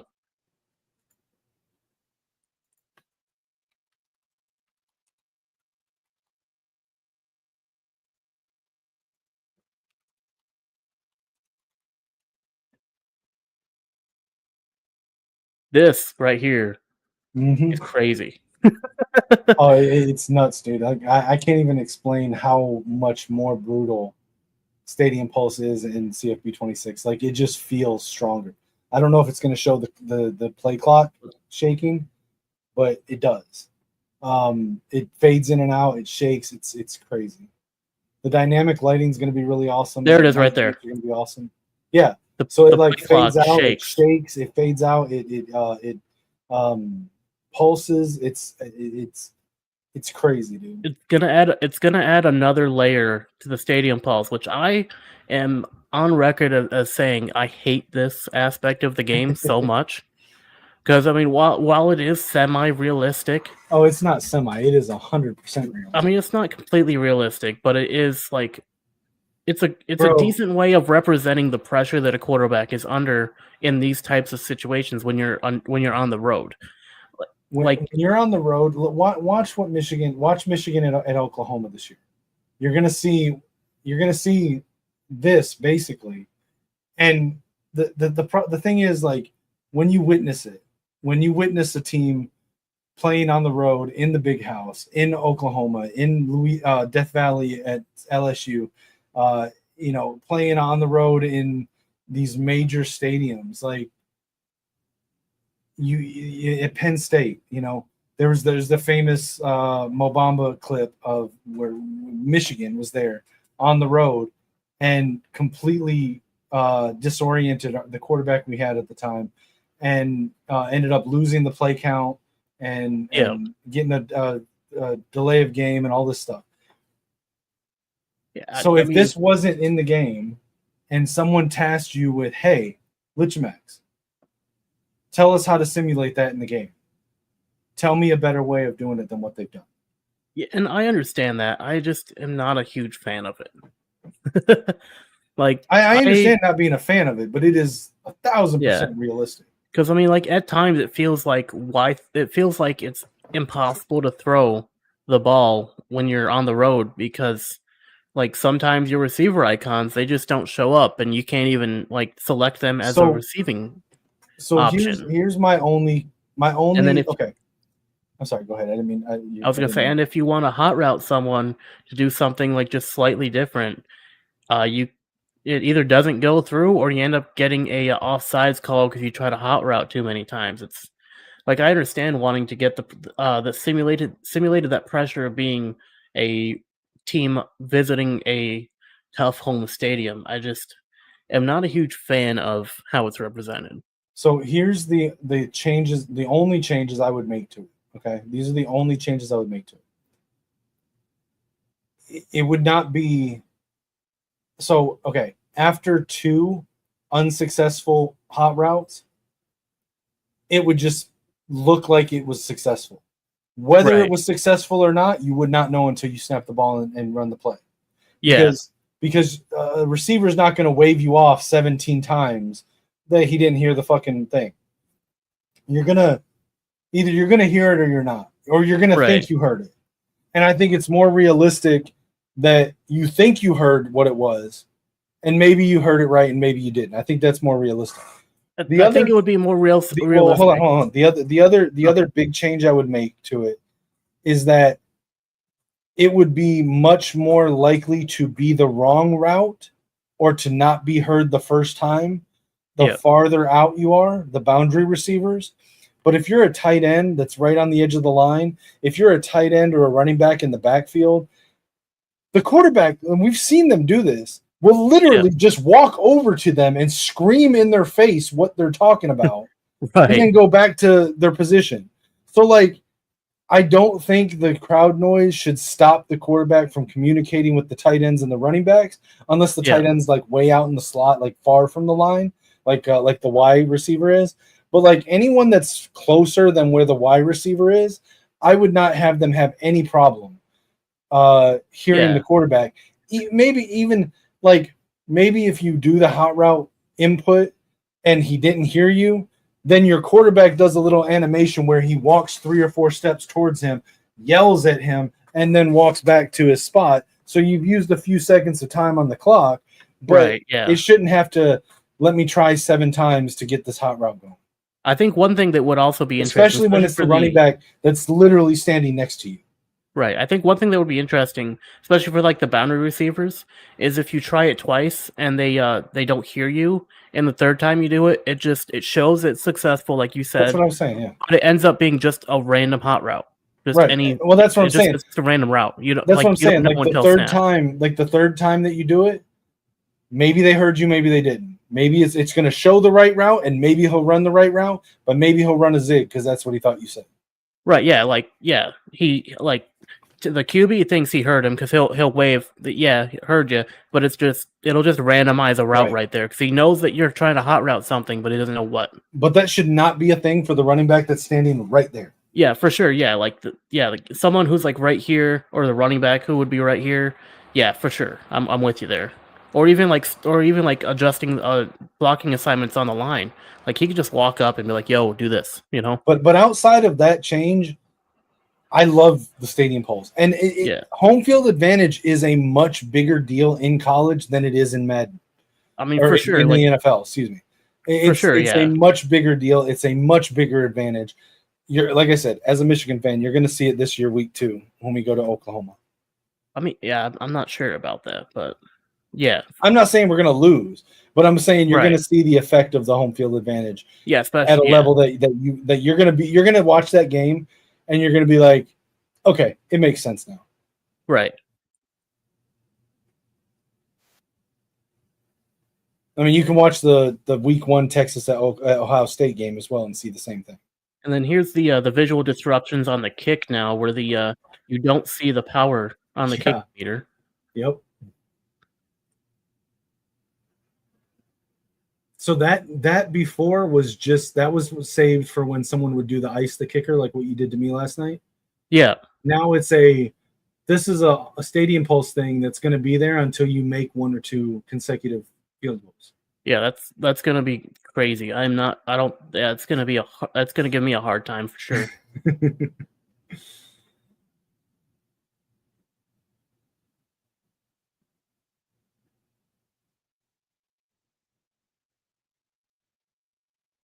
That's all. All right. So, what are your thoughts on seeing the full disclosure? I have seen the trailer that trailer that we just watched, but this is your first time seeing it. So, what are your thoughts? I literally waited until today to watch it. Yeah, I know. I followed directions. Listen, I watched it before you and I talked about coming on here and doing this, okay? So you said neither of us should watch it. We should do a live first thoughts reaction on the trailer.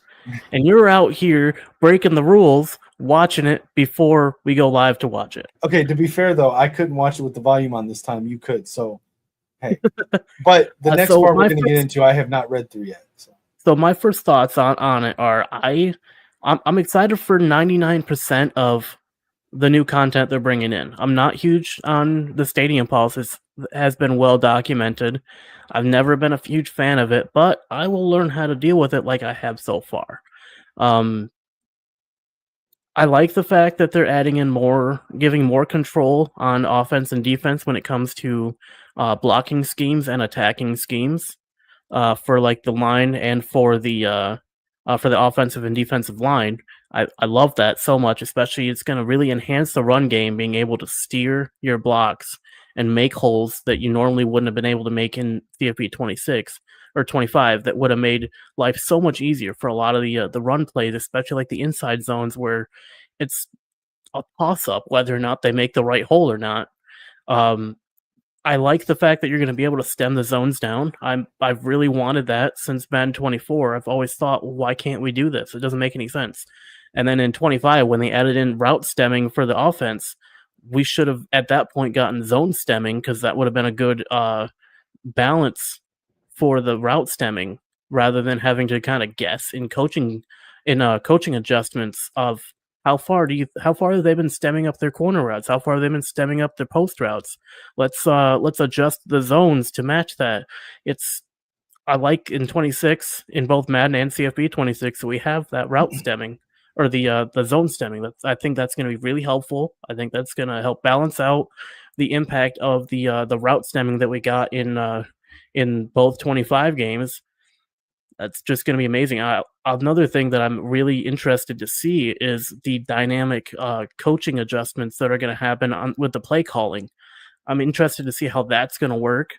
I'm really I'm excited to see the impact of having a player go from like a silver ability to like a platinum ability or even a Heisman ability. Like not from silver, but you know what I mean. I'm excited to see how that's gonna impact the flow of games. I'm not huge on the recruiting aspect of the game when it comes to the dynasty stuff, but that's just how I am. I'm not a huge fan of spreadsheet simulator which is dynasty. It's like, but I'll figure it out. I think initially, I think those new archetypes are going to give a lot of people a headache trying to figure out like the differences until they create a master list of what the differences are, or unless you've already been in the field already, because I think they just updated it to match in what the current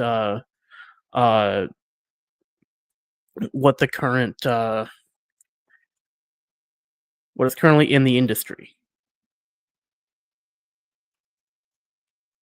So now I'm going to throw the question to you. What about you? What are your thoughts on it? I mean, you've played the beta. You've apparently watched the trailer before we were supposed to watch the trailer. It's okay. We both watched it the same number of times now. I've only watched it once. I mean, a lot of my thoughts I gave while we were watching it. Again, the custom stems on defense, I think it's a cool idea. I just don't think it's going to be able to be taken advantage of in as much as people are wanting. I think the adjustments on the play selection screen, those coaching adjustment ones will be a lot more useful. Yeah. But a lot of it, I'm with it, man. I think that a lot of it is needed. A lot of it is it's what we've been asking for, and it shows that the team at EA does really care about the game. They, I've been hearing that they do pay attention to videos. Probably not our videos because we're, this is our first one and we're still a very small channel, but they do pay attention to the content creators. They pay attention to the comments. They pay attention to the comments that people put on social media, on Instagram. Like I've had one content creator who was talking about when he was down in Orlando, they literally showed him a random comment on a random post from a non-content creator Instagram page that drove a change in the game. It was just a random. It wasn't a content creator with like 10,000 followers. It was a random page with like 1,000 followers that just a comment on a random post drove an entire change in the game. So they are paying attention. So when you have things, but like when you complain, do it in a constructive way, and they will see it. And they will listen. Whether it's on Reddit, whether it's on social media, people do see it. But I think that they're taking a lot of what we're asking for, and they're making the changes, and I'm happy with it. The things I'm not happy with, I think it's absolutely ridiculous that we didn't get the first deep dive on college football until less than 3 weeks from the game, and after we got a Madden deep dive that's 2 months away from the game. Yeah. Like, I think that's absolutely ridiculous. I understand why. I just think it's ridiculous. Yeah, well, I mean, Madden's been their biggest seller when it comes to the it's not football even video that. game space for the It's longest not even time, that. and they didn't have to do as much with Madden that they had to do with college It's not football. even that. It's not even that. This is what it is. They're up for renegotiation for the exclusive contract with the NFLPA. Right, Okay? yeah. That expires next year. So they're effectively in a contract year. This is the first time in 2 decades that it's gone to the actual contract year. It's always been extended 2 or 3 years before the contract year. Right. Last year, when they came out with college football and they did the deep dives first, which they should because the game releases first. Right. But then when they did the Madden deep dives, the comments were all, oh, they took this from college football. They're copying college football. They're college football on the Madden videos. And so in a contract year, they wanted it to look like college football is taken from Madden, not the other way around. Right. Which I understand the reasons. Yeah, I still which I think mean, it's stupid. Which I mean, the fact of the matter is, both teams work like this time around. Both of the teams were working together on concepts In for large both part, games. In large Yeah. part. So it's not like it was before, where you could potentially say that, like in the inverse, you could say that college football was taking from Madden because Madden has been there more frequently. So I mean, like it could have been said that they were taking ideas that were put in like the previous or even current Madden. But this time around, you can kind of say that they were both kind of like the way that things were implemented were done so as a collective rather than as independents, if that makes sense. Yeah, no, like I said, I understand why. I understand the reason. I just think it's stupid. Yeah. At the end of the day, the college game comes out more than a month before the Madden game.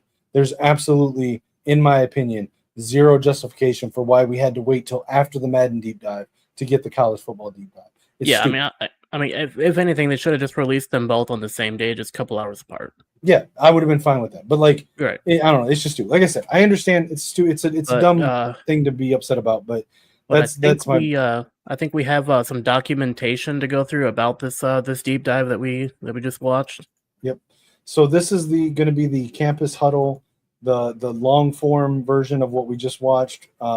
This is my first time reading through it. I'm going to read through it all, but I'm going to I might skim through parts of it if we don't need to. Like, for example, we don't need to talk about the video that we just watched. So this is from Scott O'Gallagher. He is the lead designer for both College Football 26 and Madden 26 this year. I believe he was one of the guys that was brought over for college football from the 2K team. So a lot of the stuff that you see that is very similar to previous 2K stuff, like the abilities that were in college football, stuff like that, that was from Scott and from the people that he brought over with him. Okay, so let's see. So this year, our gameplay motto is what we called the 4-minute offense, because after putting points on the board last year, we wanted to come right back out, take control, march down the field again, and put the game away. That means staying true to the foundational vision, continuing to solve football problems with football solutions, and executing on what matters most. Similar to last year, our gameplay is built around 3 core pillars that keep the drive alive. All 22 plus, continued emphasis on player control and player differentiation, with the plus speaking about everything that surrounds those 4 lines. Play your way, more customization tools for players to make them feel like their favorite signal callers, while building on team differentiation and offering 136 plus new ways to play. 136 is they're basically saying that each team is going to feel like its own team. It's not going to feel like the next team. It's not going to feel like you're just playing the different jerseys, but playing the same game. Right. The players are going to feel different. The coaching styles are going to feel different. The experience in the stadiums, the traditions, it's all going to make each team feel unique. Stories of Saturday. We're adding more soul and personality between the whistles, building on the emotional foundation of 25 to make every moment feel like a memory in the making. All right, so here it's talking about dynamic subs. For as long as football games have existed, making substitutions meant pausing the game. And if you need me to stop to comment on anything, let me know. Diving into the menus, breaking the flow of the action with the addition of wear and tear and confidence and composure. You told us what you wanted more. You told us you wanted more options when it came to moving players in and out. We've listened. Introducing dynamic subs, a new feature that brings real-time roster management directly into the field. Strategic substitutions can happen seamlessly without ever leaving the action. Yeah, right here, I will say, like, that is by far one of my I will say my top 5 favorite things I added in is being able to sub players out during the play rather than having to do it at the play call screen. Because, I mean, especially since they added in the ability to see, like, what their overalls are, what their wear and tear, where they're sitting at with their fatigue. I think that's just an amazing addition, and I think we should have had that from the very beginning. Yeah, I mean, it's definitely, having to pause and go into the depth chart and go through 3 menus and do all that. It's definitely an outdated form of a way to do it, especially considering if you're playing online against somebody, you have 2 pauses per half. You know what I'm saying? Yeah. So you couldn't really do dynamic substitutions. You had to kind of set it and forget it. Again, it doesn't change the personnel on the play when you select it. Right. If he were to change out his quarterback right there, number 12 is going to stay in the game for this play, and it would be the next play. So it's kind of like you're a coach on the sideline. You send your guys out for a play, and you notice as they're lining up, oh, I think so-and-so's hurt. He needs to come out. Or in your mind, you're thinking, following this play, I'm going to run this other play that I really want my power back in for that. So you're making the substitutions a play ahead of time. So, but it is realistic, and I think it is going to be a lot more. It's going to make the game feel smoother. Going to add another layer of depth to the game for sure. Absolutely. So it says during pre-play, press up on the D-pad to instantly access who is on the field. Then cycle players in and out, tapping left or right on the D-pad, just like traditional depth chart subs.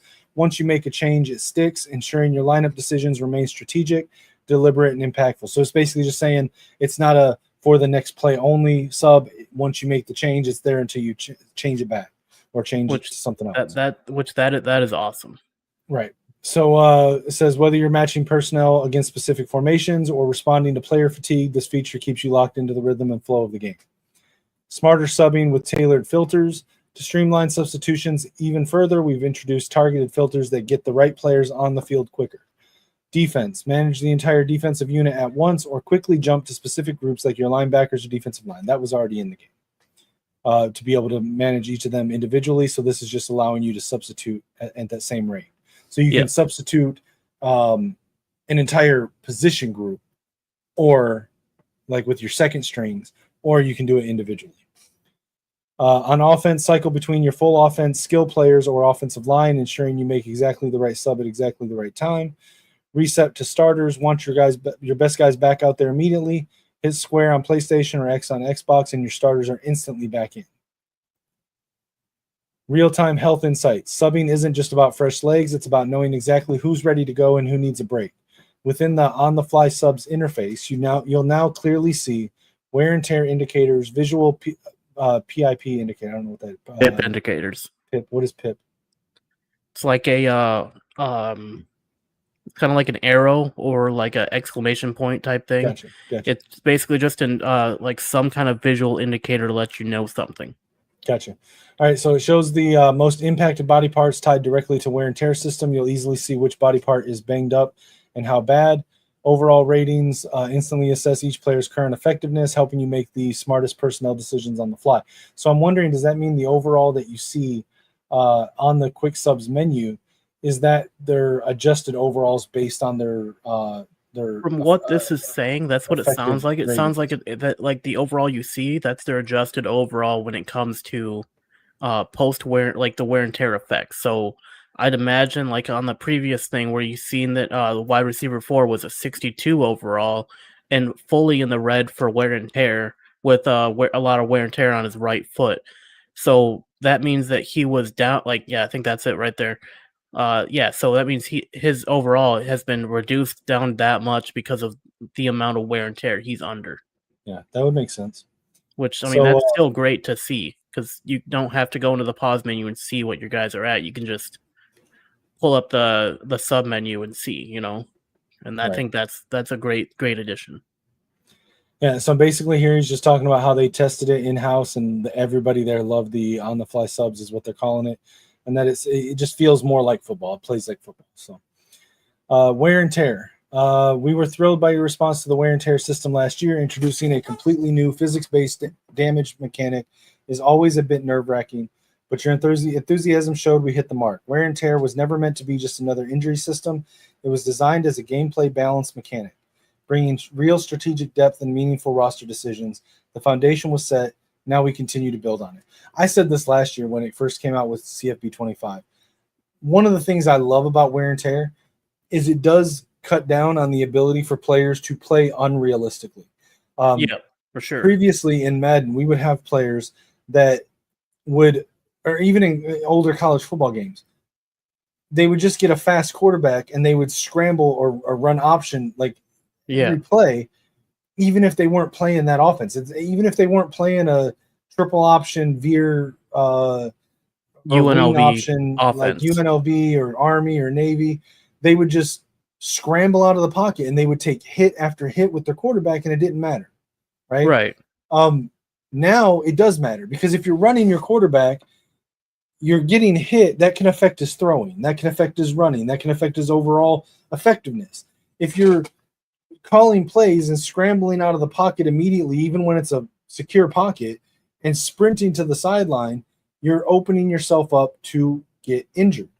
And so it makes you by necessity have to learn how to stay in the pocket more.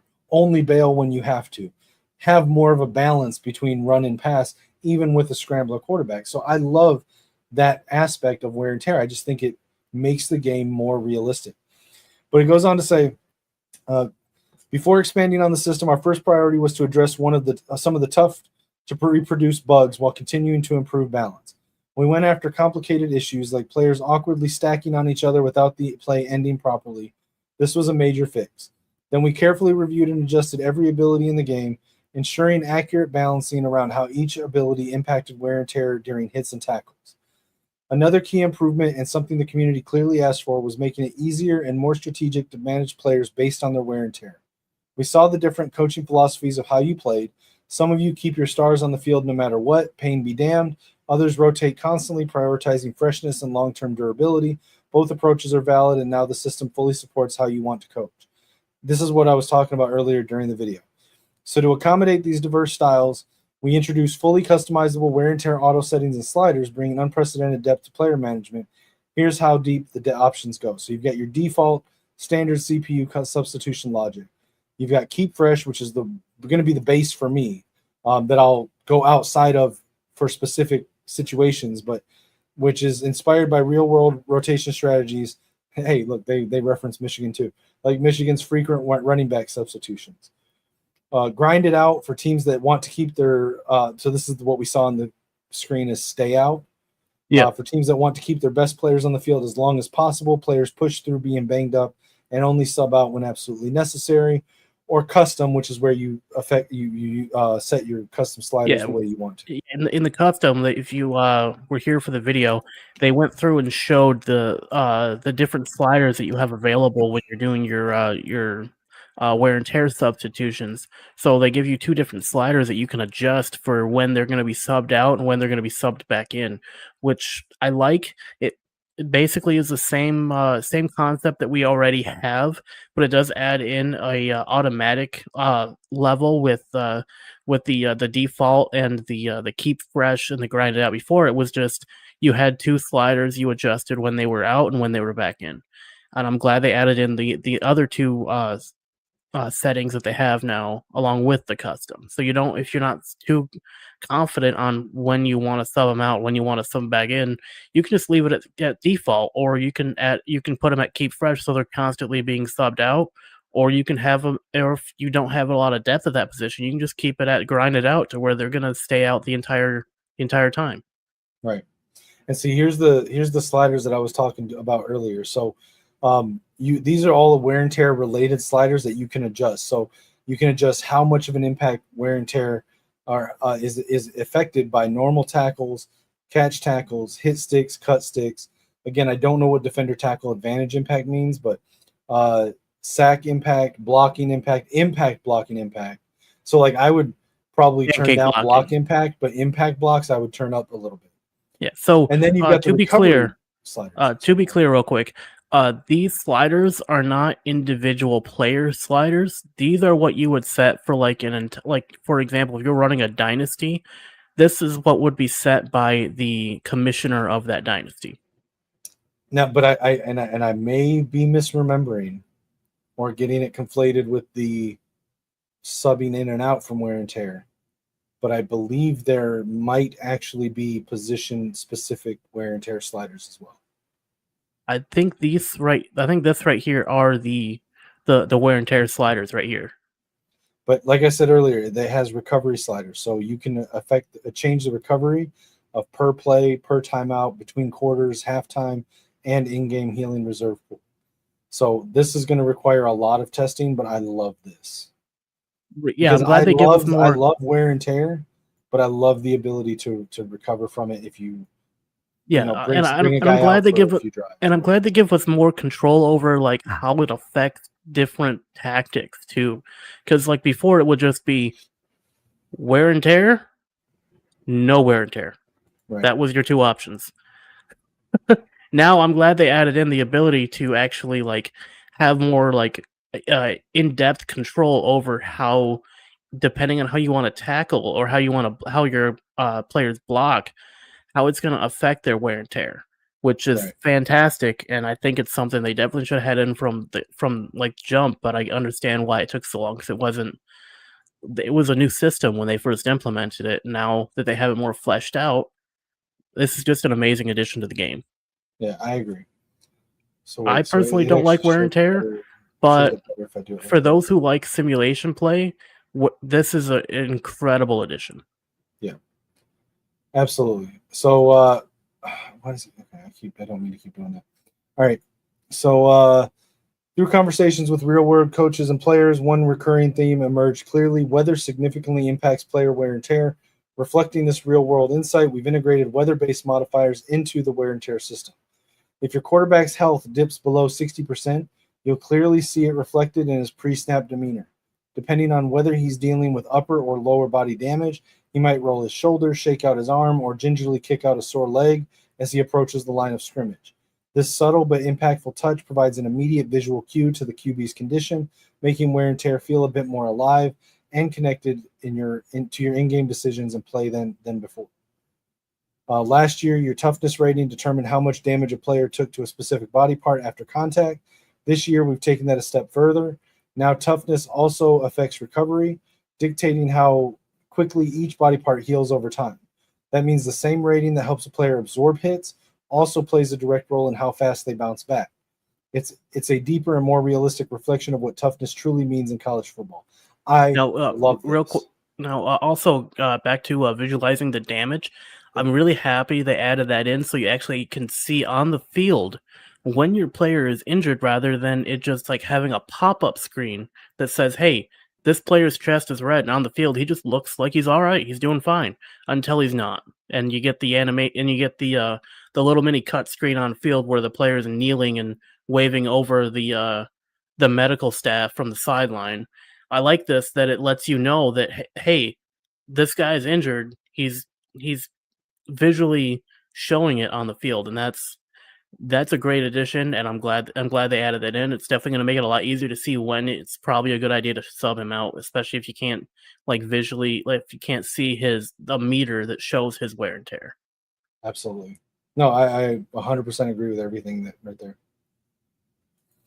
All right, so Heisman tier. This is the Heisman tier of talents.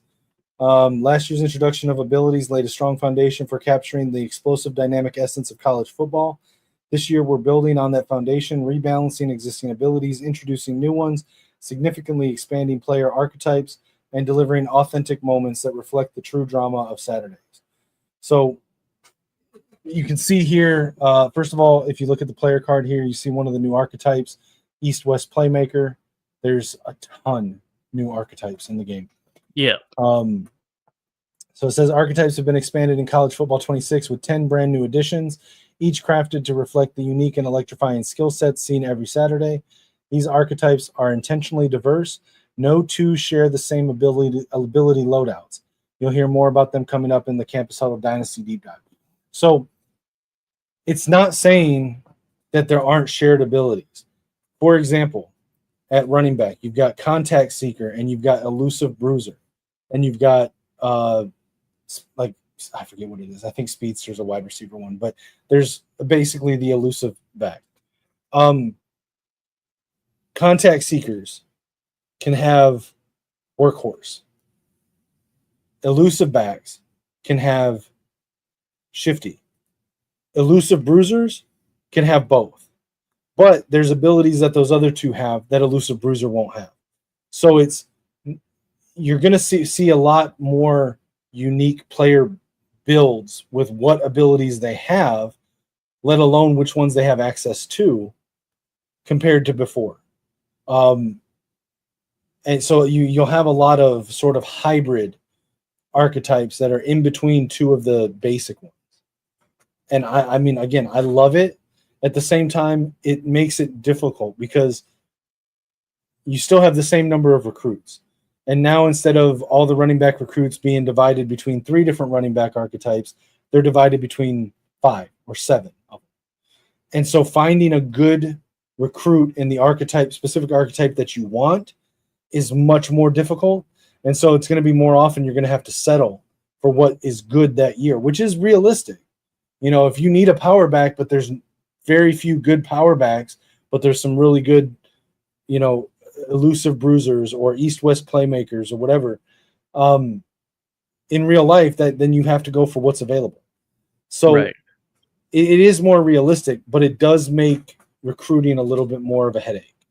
I mean, one thing I do like is the addition of a kind of hybrid archetype in the running back space that kind of combines the best aspects of elusive back and bruiser and power back. Now I'm calling them by the new archetype, but combining the best aspect of elusive and power backs, because that's something that, like, before you just had to kind of hope he would develop into something similar to that if you wanted that kind of a style, like an elusive back who could play as a power back if you really needed him to. I'm glad they added in that hybrid archetype that's a combination of elusive and power. Yeah, that's personally my favorite archetype. But I mean, each one has a specialty. Like East-West Playmakers, if you do a lot of stretch runs, if you do a lot of tosses, if you do a lot of sideline to sideline running, East-West Playmakers is going to be great.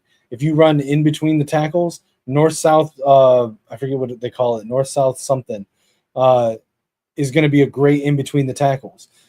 Elusive Bruiser is not going to be as great at either one of those as either one of those, but it's going to have its own specialties. You know what I'm saying? Yeah, he'll be good at it sounds like he'll be better at, like, being able to kind of outrun the linebackers if it came down to it, and he'd have a little bit more proficiency in being able to break tackles, not as much as like a bruiser back would have for breaking the tackles or avoiding them altogether, just powering through, and probably not as much of an ability to outrun them as a elusive back would. But it's have a combination of the two, like a good balance of the two, which I think is extremely needed, in the game, since, like, for the most part we haven't had the ability to kind of customize the direction that a back takes. Now, Right. I don't know if they've gone into this yet, but you've played the beta, and you said that now you have the option of controlling the direction that your players take, albeit it's a little bit annoying. Yeah, so okay.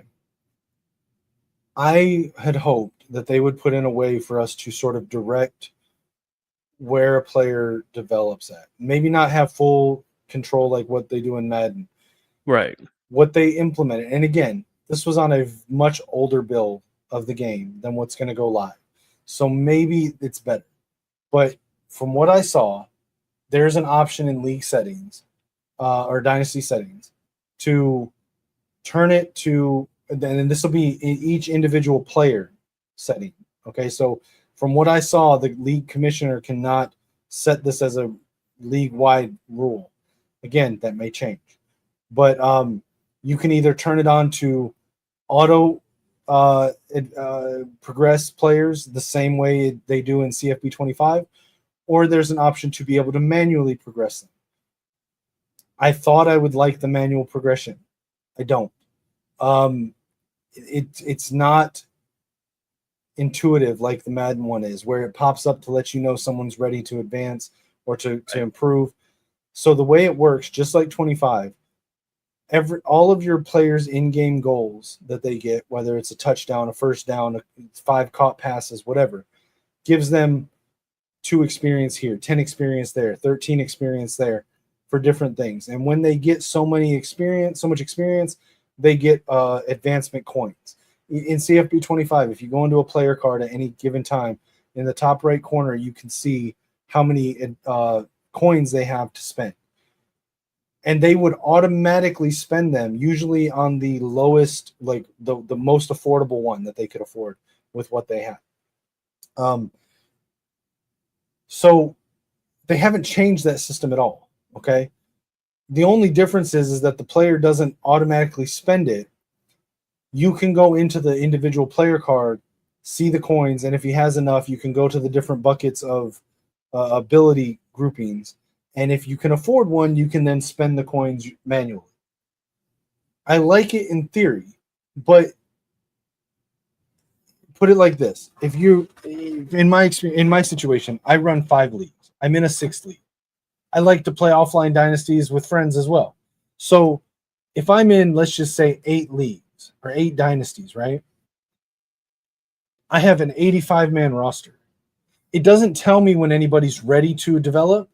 So I would have to spend time after every game or in-game week. I would need to go into my roster, go to a player, hit triangle on PlayStation to open their player card, R1 twice over to their abilities. If they have enough coins, then I need to go through the 6 ability buckets and see does he have enough coins to buy a new an upgrade in one of them. Is that one I want to spend it on right now? And then back out. And then I would have to back all the way out and do it again for 85 players every week if you want to stay on top of it. And that's just insane. I hope in the final build of the game, they added a notification system that lets you know when a player is ready to advance. Because like that just seems like very archaic and extremely time consuming and unnecessary when we have systems like we have in Madden where it notifies you when a player is ready to advance. And it takes you right to the player, and it has all the players right there that are ready, and you can just go boom, boom, boom, boom, boom, and it's done. If they streamlined it, I would love it, but they at least in the build I played, they didn't. Right. And I mean, you did play a very early beta of the game. So, I mean, there's a good chance it's something they may have implemented in the final build, but we won't know until at the very earliest July 7th. Right. Because that's when I get the game. So I really hope we don't get in trouble for me saying this 2 days before the Dynasty deep dive. Oh, well. Sorry, I mean, EA, it's a small channel. Don't penalize us. Well, I mean, I don't think they... I think that's something that they have announced, though.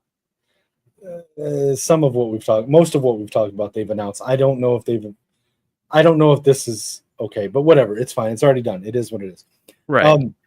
But I mean, constructive feedback, if EA is watching this, make it easier to navigate. Because as of right now, as somebody who runs multiple online leagues, my intention is to tell everybody to use the auto progression still.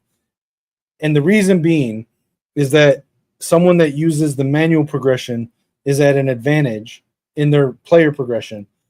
And I don't want players, because I run casual leagues, to feel like they're overwhelmed with the amount of time they have to put into the game to do the same thing and not be at a disadvantage. Now to that tenor, there is a setting in the league, in the dynasty, that puts an XP penalty on players. On the players on teams for users that use manual progression.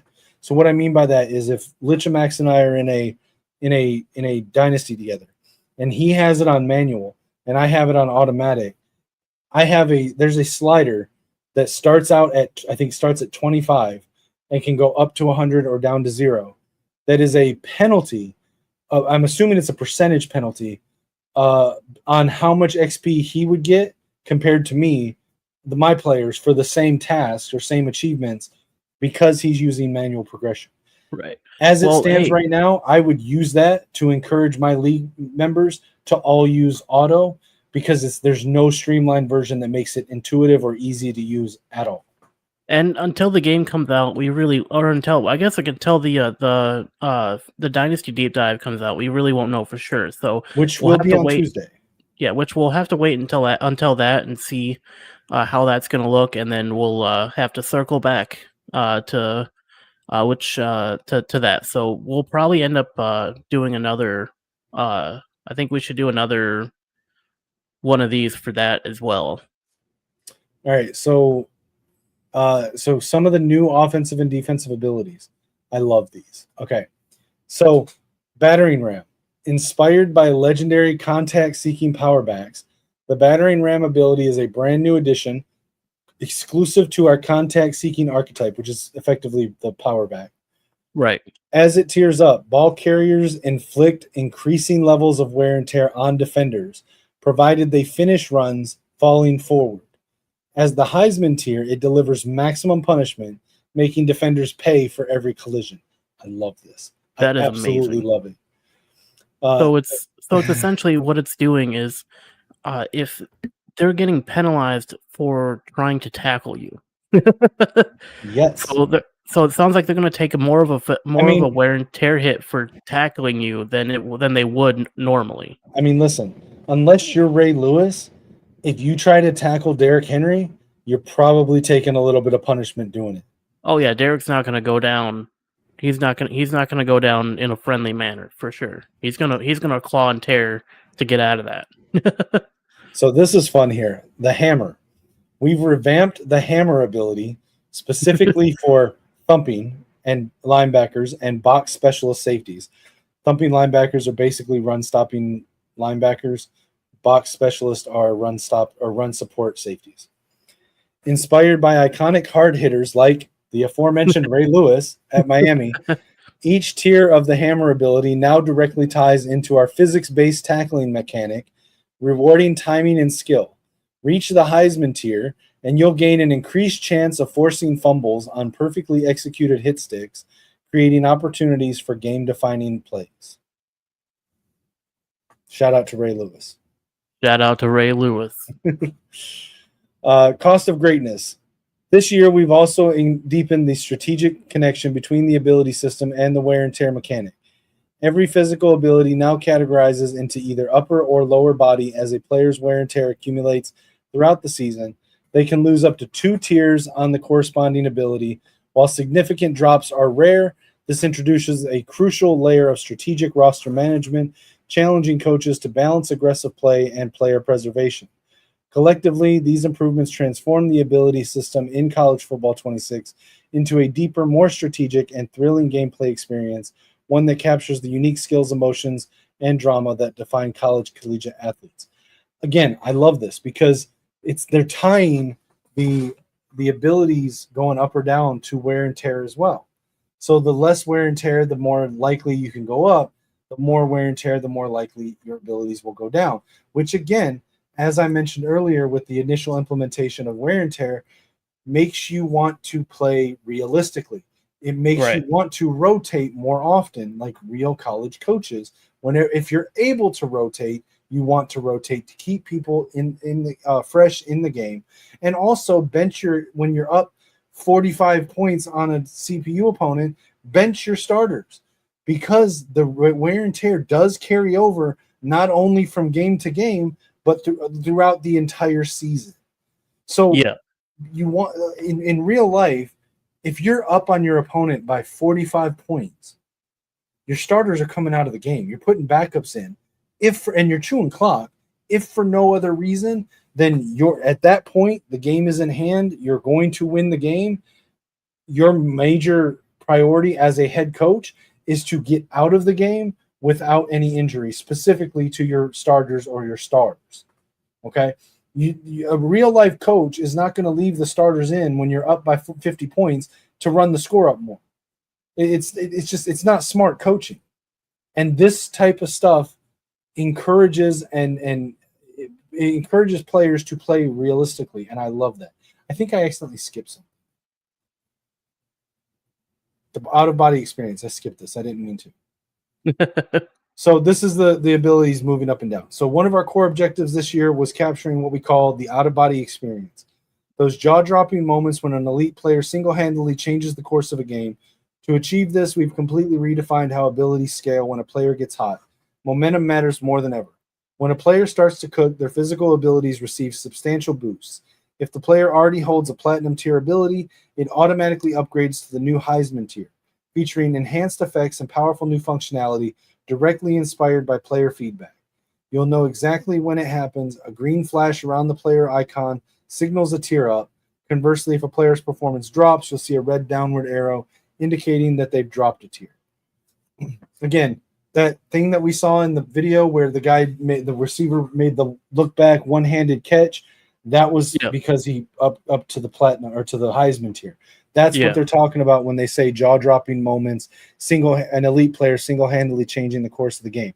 Those types of interceptions, those types of sacks, dominant bull rushes through the line. That's the type of stuff you'll see. You'll see the Derrick Henry pounding through two defenders through the line, still getting through the gap and running upfield for a 40-yard gain. Khalil Mullings, shout out, did that last year in multiple games for Michigan. That's the type of stuff that happens with the Heisman level abilities. And again, you can get them for a play, a series, a drive, or an entire quarter. So just pay attention on the field. Now, the one thing that was stated, I believe, was that the Heisman tier isn't a permanent tier. Correct. It is a temporary buff to your player. It's not something that you can achieve outside of the game, outside of that particular game that you're playing. You're not gonna. You can get up to platinum as a permanent permanent ability, but you can't get Heisman as a permanent ability. That only happens when you're actually in game. Correct. All right, so new plays. I remember earlier I told you it was more than whatever it said in the video, 600 or whatever. Yeah, 2,800 plus new plays, 45 plus new formations. And we saw one, the Power Eye Hulk formation. That one looks interesting. I am highly recommending everybody, when you first fire up the game, at some point, play Penn State's playbook. It's nuts. It's the craziest playbook I've seen shy of the go-go offense. The way that they gadget everything and the way they use their tight ends is insane. But there's double auto motion plays. There's the swinging gate formation. There's so many new formations and plays. It's crazy. And this kind of makes me second guess that I just spent a week writing down my playbook, copying it from CFB 25 to carry over to CFB 26, because now I'm expecting to gut half of it for new plays. I mean, unless they expanded the amount of plays you can put in a custom playbook. I mean, that Right. They could have done that. Which if they did, then you could just add plays to it. So this is what it says. It says 2,800 plus brand new plays and 45 plus new formations, all tuned to reflect the chaos, creativity, and pageantry that define Saturday football. Whether you're a fan of tempo and space or ground and pound, there's something in here that speaks directly to the heart of college football. With the arrival of 300 real head coaches for the first time in the series, we knew this year had to be more than just a content drop. It had to be true evolution. So he got to work, studying game tape, talking to coaches, attending clinics, and above all, listening to the fans. The result is a massive leap forward in authenticity, depth, and team identity. Because when we say every team is someone's favorite team, we mean it. And this year they play like it. Playbooks are bigger. Sorry, go ahead. Which I will say that is amazing. The fact that they're actually going through all of that effort just to bring us a football game. I mean, where like they could have just made up a bunch of crap and threw it out there and said, "Hey, here you go, football, have fun, good luck." Which they're is what they used to do before. Right? Yeah. Now they're actually like taking pride in their work and putting out a decent game. Whereas to like you look at like Madden, for example, like that is just something that they just copy, paste, tweak a little bit. And the thing is that like they did this last year. I mean, they brought us a very unique UNLV playbook. Yeah. So much that Coach Brendan Marion, who was the offensive coordinator at UNLV, who brought the go-go offense to college football, is now at Sacramento State, who is trying to move up to FBS. They may or may not get the okay to do it because they right now they have to get an exemption from the NCAA to do it. And I believe they were recommended by somebody not to do it. So we'll see where that goes. But and also along with that, something else that happened when once players started discovering the go-go offense of UNLV in game, for a while there, it was the top playbook on Road to CFP. Which for a couple months there, that was that prior to the game last year. Right, but like for a couple months there, that was the playbook everyone was using on Road to CFP. Was especially like with Alabama's team with Milroe, using that playbook with Milroe was just absolutely devastating. Yeah, and that's why they made it so that on the road to college football playoffs that you had to play with the playbook of the team you're playing, because they didn't want people doing it. But but my point is that offense was so popular and so unique that even though Brendan Marion, as of this year, is the head coach of a FCS team that is not in the game, they kept the go-go offense as a generic playbook in the game. So even though Brendan Marion's offense is no longer in Division I FBS football, the playbook is still in this video game. Also, they gave us Wake Forest slow mesh, which you experienced in a game that we played. That was insane. Like that was incredibly insane. The slow mesh. Right. And so like my point is that they didn't just give authenticity to the Michigans, the Alabamas, the Georgias, the Ohio States. They gave authenticity the P4 teams to UNLV and Wake Forest and every other team that's there. Like, so and they were already doing this and they've just expanded on it. Yeah, and the amount of depth they went into on those smaller teams is insane, because they like with the market share that those teams hold, they really didn't have bizarre to. plays and formations from last. Okay, this is just a clip from the same video. Yeah, it's just the same clip. But yeah, with the market share that those teams hold, like especially like the P4 teams compared to the smaller G5 teams, like they didn't really have to capture the majority of the player base. They didn't really have to go into that they didn't have to go that in depth with the smaller teams, but they did, because they, like they said in this article and in a lot of the promotions for the games, they said that every team is someone's favorite team, so they treated every team the same way. I'm sorry, go ahead. I was gonna say, even though like there's a lot of rumors going around with the handling of the promotional material for the game, over the fact that there some of the developers and staff members over in the college football development room are Michigan fans. So even with that being the case, the amount of depth they went into, regardless of that, is still amazing. Absolutely. And I really love that mindset. As somebody who's a big fan of BG3 as a video game, one of their calling cards with what made that game so great is that they paid every bit the amount of attention that they did to the major features as they did to something that they even admitted maybe 1% of the player base would ever see, but they wanted it to feel as fleshed out and as important to those players that did see it as the ones that'll never, as the features that'll get seen by every player.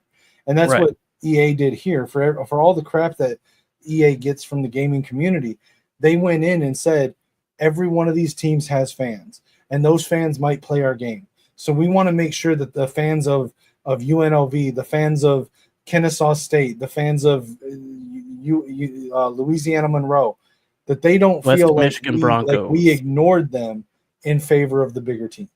Right. And I think that's fantastic. And I want to put a disclaimer out there for those who may be thinking this. We are not in any way affiliated or sponsored by EA. We are just fans of the game. Not at all. I will criticize and critique what I don't like and what I think they can do better, but I'll never do it in a hateful way, and I'll give props to the things that I really like. So it's like I said earlier, if you're gonna critique, that's fine.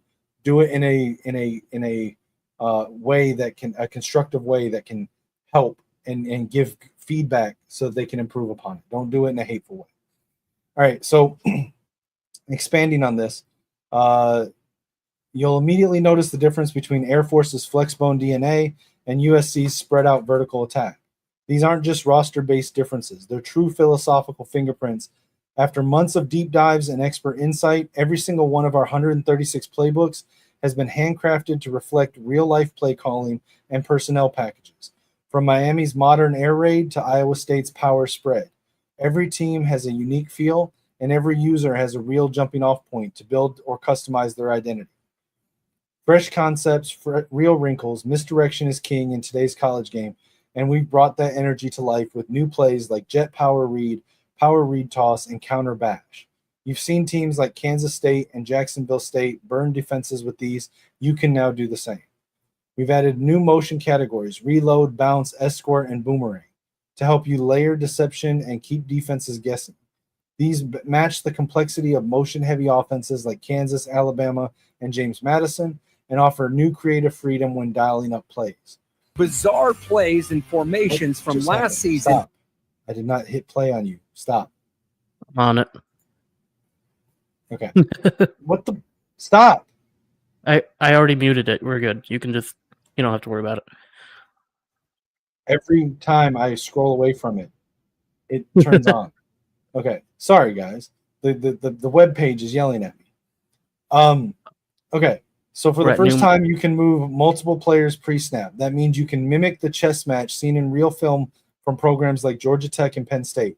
Whether it's a sequential motion or dual motion at once, you can now shape shifts in formation to stress. I want to make sure I read shape shifts right. To stress the defense before the snap even happens. So I love that. This was so literally much. When I tested the Penn State playbook, it was a 12 personnel formation, and we had two tight ends on one end of the play. They literally synchronized, both of them stood up and like jogged around behind in like a U formation behind the quarterback, but swapped positions on the line with each other. And then another player then went in motion after them, and then the play snapped. And I like that. I like that a lot. I'm a huge fan of auto motion. I'm a huge fan of motioning because it really takes away the guesswork of are they in zone, are they in man. You motion, if they follow, they're in man coverage. If they don't follow, they're in zone. Unless they're bluffing or in a match set. Well, not always in a match. In a match, they usually just shift over. They don't follow. So I mean, that's one thing that is fantastic, is being able to move multiple players, because it's going to really put more depth into how you're going to run your offense versus what defense. It's going to put a lot more decision making into the defense. Are you going to follow that motion? Is that a real motion, or is that a disguised motion? It's hard. I mean, it's going to definitely add a lot more things you have to think about. Yep. So it says quarterbacks are the centerpiece of modern offenses, and they're more involved than ever. From old school veer reads and modern pop passes to sprint out options and designed QB powers. Your signal caller now has the full menu. Notre Dame, Utah, and dozens of other teams now feature playbooks where the quarterback truly runs the show. We've overhauled route logic in schemes like the run and shoot and veer and shoot. Receivers now read leverage, identify cap defenders, and react to middle of field safety structure. That means better decision making for user quarterbacks and more realism on every throw. The new logic also fuels option routes across concepts like halfback choice, Haas wide juke, and slot option. I love that. This is a lot of the receiver routes where they had options to go 1, 2, or 3 different ways. The logic of which one they choose is going to random. It was more random than it is now. But now it's going to be more based on the leverage of them and their defender. Right. So if they have inside leverage, they might take that cut towards the middle of the field. If they have over top leverage, they might just keep going. If they have like outside leverage, they might cut towards the outside. If they have underneath leverage, they might turn for a curl. And I think that's awesome that they're actually going to take that into account now, rather than before where the player would just kind of, it was a toss-up which way they were going to go. So your best bet was to essentially assign them to the route you want them on, regardless of like how the leverage looked, because of the fact that as a QB trying to throw the ball, like you didn't know what they were going to do. So it was hard to tell or make a decision on and time a throw out based off of their decision, because till they made their decision, on the toss of a coin, it was hard to tell what they were going to do. Exactly. And there you'll have fewer times where you're reading the defense and you see where you think they should go and you think they're going to make that choice, but then they don't. They go off to an incorrect read. That'll happen a lot less. Right. Like you think they should cut towards the middle, so you throw it toward like inside towards the middle, and instead they decide, you know what, I'm going to take a corner route right here. Right. So it said the next thing is gadget. I love this. So college football always has that guy, the do-it-all athlete who lines up everywhere. With our new gadget depth chart slot, you can sub that player into specialized packages across multiple formations. Whether he's taking a snap at wildcat quarterback or motioning from slot to tailback, he's now a true chess piece. So here's the thing. I'm still not 100% sure on how to implement him, but there's 2 things for gadget. So there's a gadget archetype running back. Yep. And then there's also a gadget specialized position in your depth chart. And you can put at that. So I'm not 100% sure what ratings contribute. You know how like some ratings would contribute to you being a kick returner, a better kick returner, or a better slot receiver than you are like a regular receiver or something like that. Yeah. I don't know what all ratings are involved in what makes you a good gadget, but you can set 3, like it's a 3-person depth chart for gadget, like the other specialty positions, and you can set running backs, wide receivers, and tight ends. And I don't remember if you can set a quarterback as a gadget. But this is where those offensive athletes are going to come in. Those for sure. athlete quarterbacks that have 93 speed, 91 excel, or whatever, that are 6'4" or 6'3", that you can play at running back, wide receiver, tight end, or quarterback. That's a perfect gadget guy. A shorter wide receiver that's got a really good run acceleration, or running back that you want to use on screen plays and jet touch passes and sweeps and those type of plays. That's what gadgets should be. Now, as far as how to use them, how to implement them so that they're the ones. So like if you've got a gadget tight end, how do you make sure he lines up in that gadget position for screen plays or jet sweeps or whatever? I don't know. But I'm assuming based on how it's described that there's a way to do that because you have the gadget position. But again, there's also a gadget archetype for a running back. So right, I'm still kind of foggy on how it actually works, but I absolutely love it. Shout out to who I think fits this role for Michigan Wolverines, our friend Micah Coppon. Oh, for sure. For sure. Anyway, so continuing here, signature looks from the real 2024 season.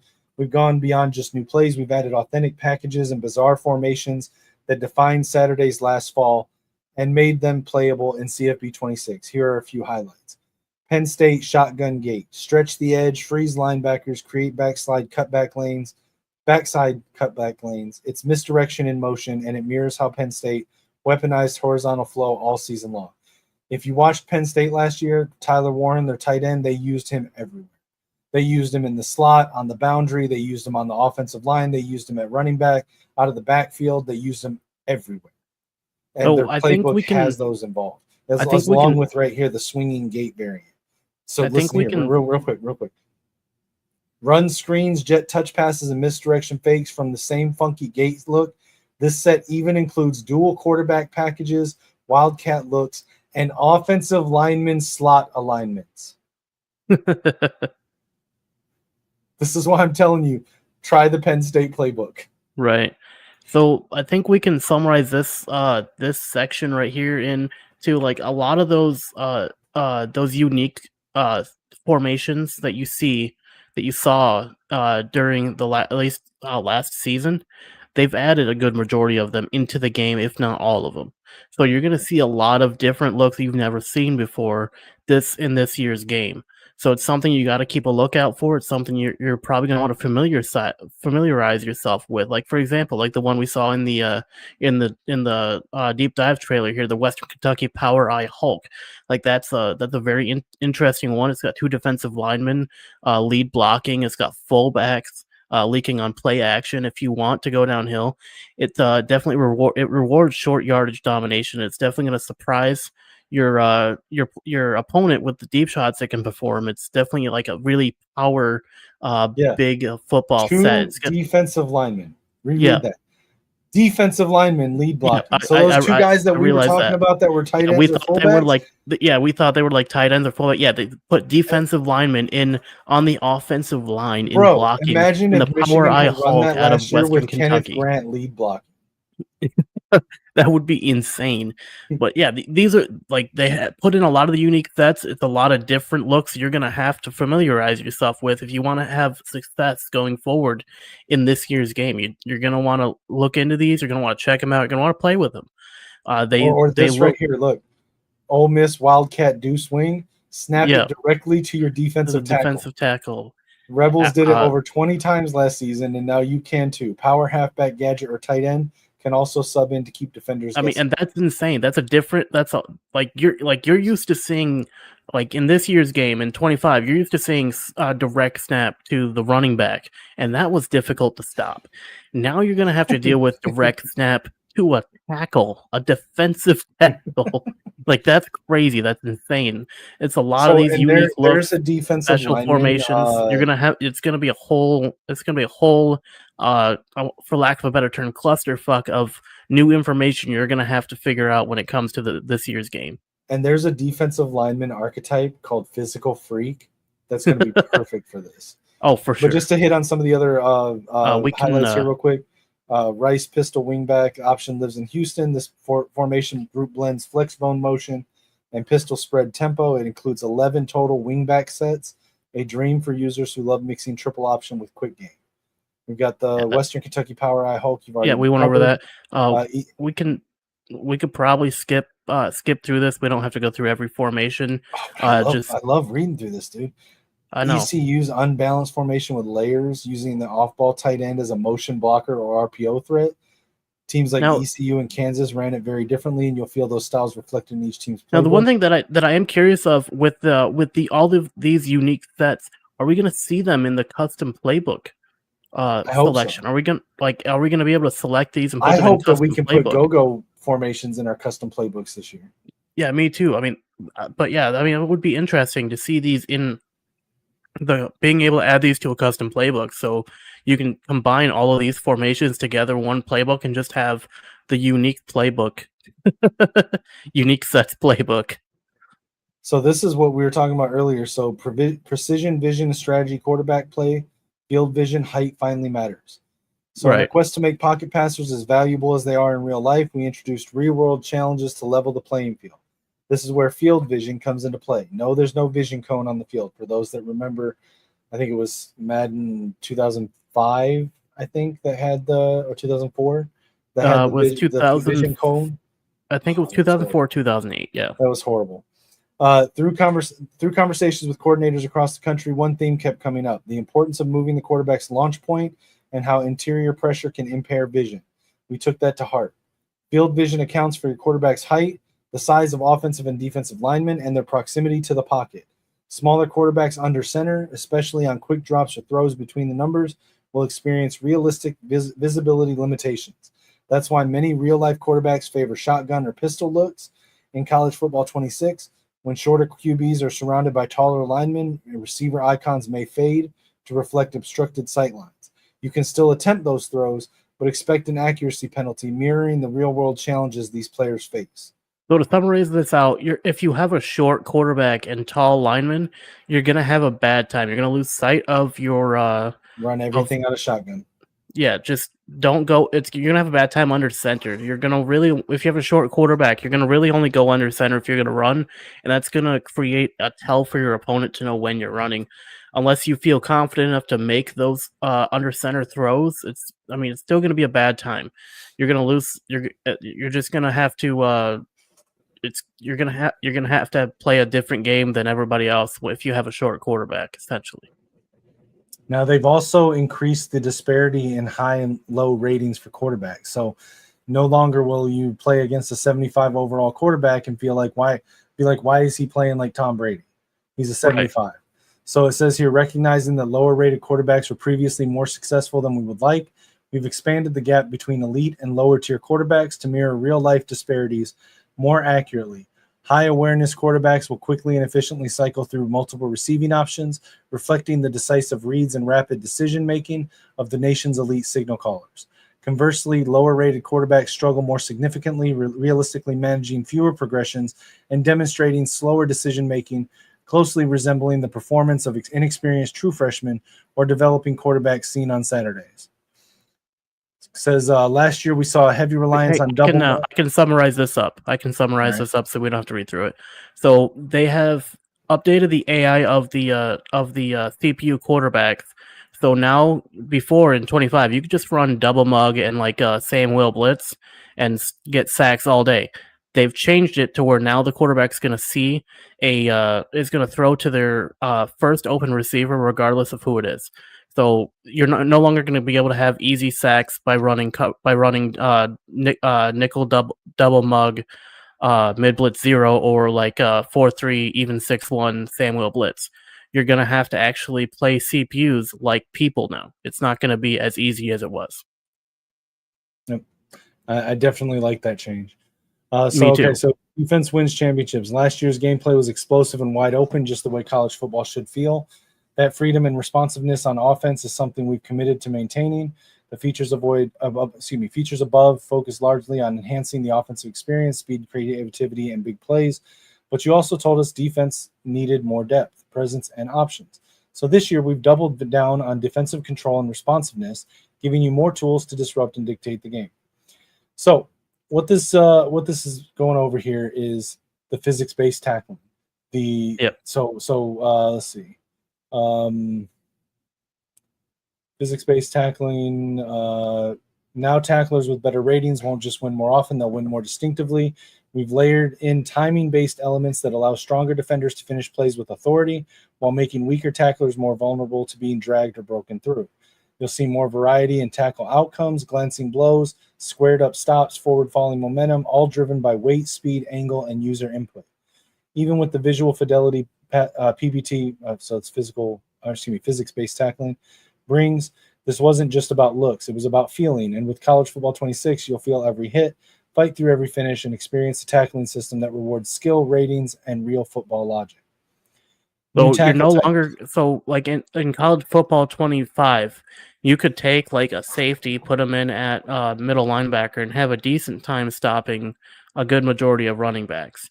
Now, so you would do that to be able to better play in pass coverage with more faster, more DBs on the field, and there wasn't really a penalty to trying to tackle the stronger players. Similar to like how it was back in Madden 24. But now with this physics-based tackling, if you bring a smaller safety down to play the pass and they switch to a run, that safety may not be able to adequately stop that running back, especially if they're like a power back type back. They're gonna have a bad time. And if they're trying to stop a tight end, they're just not gonna they're not gonna have a good time. And that's gonna we touched on this earlier. That's also gonna translate to putting linebackers at defensive line, putting wide receivers at tight end, because the height and weight and strength matters. And so now I don't need to necessarily in the leagues put any limitations on who can move where, Because, hey, you want to move that 190-pound safety built-in down to downsides. linebacker? Go for it. Yeah, Good luck tackling my power back. Yeah, it's got built-in downsides now, where before it didn't. Right. Which So, I love that change. which is also going to put a bigger emphasis on players wanting to run personnel on defense, like 3-4 and 4-3, more often than just going with nickel as your base defense all game. Right. So, all right. So, new tackle types. So they got wrap catch tackles. DBs who aren't heavy hitters now have the ability to wrap receivers up securely at the catch point. This provides a more realistic and strategic way to neutralize threats without needing to deliver a big hit. In-range lunge content. So, to summarize that would be like the conservative tackle that you would have seen back in 25. Right. Lunging tackles no longer always force defenders to leave their feet. Players can now make controlled lunges while staying upright, adding another layer of realism to open field tackles and increasing defensive responsiveness. Unprepped hit sticks. We've added explosive hit stick animations to capture those thrilling real-life moments when the ball carrier is caught off guard. These tackles deliver impactful moments that can shift momentum in crucial situations and significantly influence wear and tear, increasing the strategic depth of managing player durability throughout the game. Skill mechanic enhancements. Timing and aiming on all one-on-one tackle types. The timing and aiming mechanics from last year's hit stick tackles have been expanded to every one-on-one tackle scenario, including strips, cuts, lunges, wraps, swat catch tackles, and wrap catch tackles. By putting control directly in your hands, your skill as a player can significantly influence broken tackle outcomes, knockouts, strips, and forced fumbles. So in this next one, essentially they implemented a timing aspect to the trucking and stiff arm moves. So now you can't just like tap it at random times and it might work, it might not. You actually have to time it to be able to hit it accurately. Otherwise, it'll just fail. Right, and that puts it on the same level as hit sticks or conservative. Yeah, so now it's got that timing aspect that you'd see on hit sticks, but also on stiff arms and on trucking. Right. So you no longer have to do like ab crunches while you're running to truck. You just have to time your truck right. Right. All right. So it says this year's core tackling improvements go beyond just adding new animations. They're about capturing the emotional core of college football, whether it's a critical third down stop, a game-altering sack, or a tone-setting hit early in the game. These improvements are designed to recreate the chaos, energy, and momentum swings that you see every Saturday. We wanted defenses to feel as dynamic and capable as the offenses they're trying to stop, and that started with building out core tackling in a way that looks better, feels better, and plays more responsibly. We've seamlessly This is literally just they merged hit stick in with physics-based tackling. That's all it is. Gotcha. And then here they've quarterback hit improvements. They've let me see. So I can summarize this. So this is basically the arm slots that they've done, and they've improved the animations of throwing. So the arm slots being side throws, high throws, it's going to actually have an impact on the throw and on getting the pass off more than it did before. And they've really focused on the animation side, making sure that the pass leaves the hand properly instead of it. Sometimes the hand will go here and then the ball shoots out this way. It's going to actually follow the hand movement, and it's going to look like the index finger is the last one touching the ball to get the spin like a real throw. And then this next one, they've essentially made it to where like how before when you would get sacked and you could just like get an accidental perfectly thrown pass out of a sack, you're not going to see that as much anymore. They've changed it to where like if you try to throw out of a sack, there's a good chance that you're just going to result in a sack, or it's going to result in a interception. Is essentially what this is saying. You're not going to have a good pass accuracy out of a sack any longer. Well, it's not just good pass accuracy. So a lot of times, and I'm guilty of this, players would, seeing a sack coming, not wanting to take the negative yardage, would just hit a random receiver button to throw it as an incomplete and save the sack. Real quarterbacks don't do that. Real quarterbacks are trained, take the sack. And so what's going to happen now is it's not just going to be less pass accuracy, because it's actually, from what I've seen, the throw attempts will actually sail farther, but it's more likely to go in a direction that's going to be occupied by a defender and make interceptions easier if you're trying to do that late. So it's going to put more of an emphasis on, as the player, learning, just take the sack. Run out of bounds, take the sack. Throw it away. So the next ones are basically what we talked about earlier. It's the animations where you go to tackle and it doesn't quite look like you actually hit them correctly, and then they fall back in a way that wasn't realistic. And then after the play's over, they kind of like fall on top of each other, glitch out, and like can't stand up. They basically like the animations on that. like the spinning rave glitch that we've seen, right? Where both players just spin like Beyblades on top of each other and then stand up like nothing happened. All right, so back to this, which I absolutely loved, stunts and twists. So at the play call screen, hold the corresponding button on any play to open a new submenu showing all available stunts and twists for that call. Custom tailor your pressure before you even break the huddle. You can also call one from the pre-play menu. In the pre-play menu, press D-pad left, then R1 or RB. See, I didn't know this part. Or RB to access available stunt options for your current play. I didn't know you could do it on the field. There are also 12 unique stunt types available, each designed to replicate real-life tactics used by top defensive coordinators. These aren't just cosmetic. They change the timing, angles, and matchup logic at the line of scrimmage. Stunts and twists completely redefine how you attack protections. You're no longer relying solely on individual wins from your front four. Now you're running design pressure to force O-line communication errors, set up mismatches and late looping rushers, disrupt rhythm and pocket integrity, bring true strategy to the trenches. So it's something we've been asking for a long time, and it's finally here. Also, I want to bring this up. It's kind of out of order here because I don't know if this is going to touch on it, but Hot Route Master is not a thing in Madden or college football. All quarterbacks now have access to all hot routes at all times. Wait, did they announce that for both Madden and college? Yes. That is amazing. I'm so happy. It's what it was for college football last year.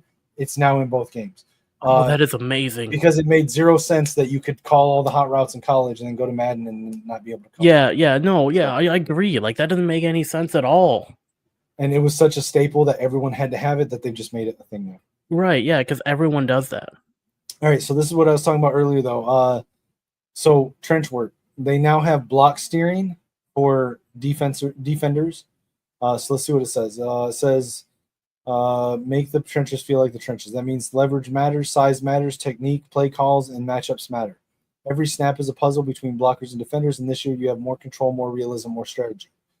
Now, new to College Football 26, block steering is a foundational trench feature that gives both users and AI the ability to physically influence the direction of a block once an engagement has started. Just like you'd see from the best defensive linemen who don't need finesse moves to wreck a game, block steering captures the subtle war of leverage and momentum. Sometimes it's not about winning clean, it's about squeezing the gap, clogging the lane, and turning a 6-yard run into a stalemate at the line. Here's how it works. Once engaged, press right trigger plus left stick to begin steering. You can steer an interaction in any direction based on player strength, weight, and ratings like block shedding, run blocking, and impact blocking, and most importantly, momentum. This works for both sides of the ball, whether you're a nose tackle trying to dent the A-gap or a pulling guard trying to drive a defender out of the way. There are 700 plus new animations in this system alone. Every push, turn, and battle looks and feels differently depending on who's involved. So yeah, and this block is just steering is major. This looks like it's just going over that same thing, except for smarting blocking mechanics. It's looks like they have some new schemes. They've improved the blocking on those particular schemes. Yeah, with power, counter, trap, lamb duo, all veer variants, midline concepts. I'm glad they did that. Counter was so bad in last year's game. Yeah, you couldn't even get those out, which was crazy. But yeah, so basically they've increased the AI logic. But as a defensive lineman player, this is huge because I would do that sometimes in CFB 25, but it was really random on when I could do it. They've improved this, and it's going to add another layer and element to playing as the defensive line that you don't get if you're using linebacker and only letting the AI play it. Like it is 100% an equalizer to bring the gap between D-line players and linebacker players, secondary players, closer together. I'm not saying it makes them better, but it shortens the gap. Yeah. So I'm definitely glad they improved the blocking on these ones, because these definitely needed. Although Duo always had like Duo was decent fine. blocking. Trap and Duo were fine. Power was Yeah. fine too. Yeah, the only one that like midline had issue, Veer had issues, and then Counter also had a lot of issues with blocking. Yeah, this right here is basically just saying that they've improved the AI logic for sliding your protections pre-snap. But here's the thing I was telling you about earlier. Untargeting defenders. You can now have the ability to unassign a target, see a free defender you want to leave unblocked for a screen. You can now intentionally avoid targeting certain players. This gives advanced users the level of control they've been asking for. Playmaker flip for protection. You can now flip your pass protection the same way you flip a play pre-snap. Just like in real football, quick flips now account for backside blitzers and rotating coverages, allowing users to adjust protection schemes on the fly. Hey, Lichemax, I got to step away from the computer real quick. I'm going to put this here for you to go over this part. I'll be right back. Alrighty. So, built for matchups, modern college football is all about creating mismatches, and this year, that dynamic shines brighter than ever in the trenches. With enhanced logic around engage, wins, losses, dynamic double teams, and block disengage decisions, linemen now make decisions based on ratings, angle, play concept, and leverage, not just proximity. That is fantastic, because as you all remember before, in 25 and in both Madden and in college, a lot of your blocking assignments were based off of the numbering system from left to right on the field. So if you shifted your line, your offense wouldn't block the guy they're supposed to block, and would cause guys to come in free. That's where a lot of those loop blitzes and those cover zero man blitzes, that's where they found their success gaining pressure up the A gap or on the edges, is because you would essentially shift the blocking assignments so that somebody would end up unblocked or cause a double team where you didn't need one. So now with this, the matchups, they're gonna actually like take that, they're taking that into account, and they're making it more of a decision on the like the play concept and the leverage, rather than just where they line up on the field and as to who they're blocking or not. So no longer are you going to be able to just take your defensive line, shift it to the right, and then get guys coming in free. That's not going to happen anymore, at least according to this article. You're going to actually have guys who are going to block correctly the way you think they're going to block when it comes to the play type. So if you're running, like, for example, like a level sail play where you have the line shifted to block, let's say you have your line set up to do a left side protection, because that's where you see that they're going to try to blitz from.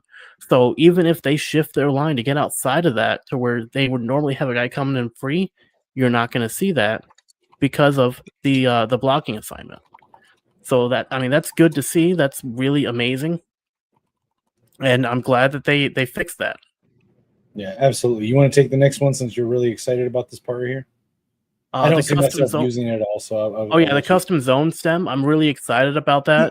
I have asked myself, like, if I could just drop that seam flat a little deeper, or I wish my deep zone would sit shallower to take away that dig or that drag.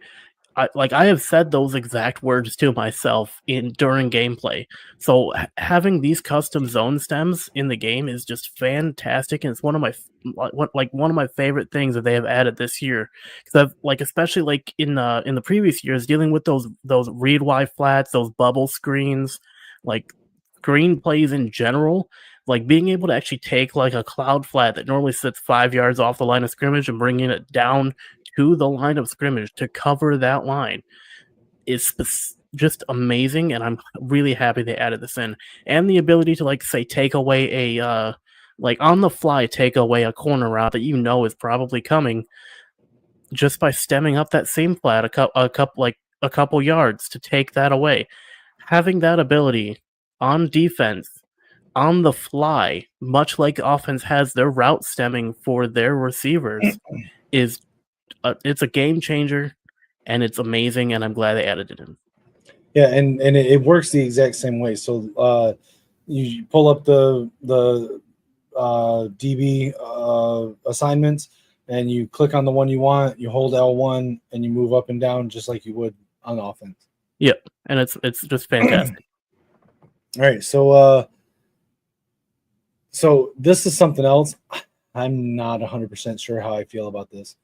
So I'll just read it here. So we made a priority this year to take defense back play in college football 26, even closer to the action you watched every Saturday. That means smarter coverage reactions, more meaningful leverage battles, deeper risk versus reward mechanics, and the excitement and challenge of authentic one-on-one matchups.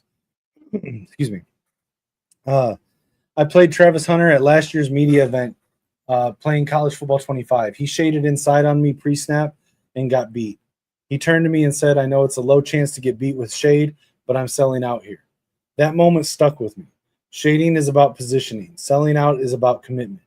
And that mindset helped inspire what became route commit. One of the biggest new additions to coverage gameplay this year, route commit, lets an individual or your entire secondary aggressively jump routes based on the read of the offense. In pre-play, press R1, then left or right on the stick, and your entire coverage unit will aggressively break toward either inside or outside breaking routes. Guess right, locked down, or strapped, as the kids say. Your defenders will jump the cut faster, stay tighter through the breaks, and squeeze passing windows shut. Guess wrong, it's costly.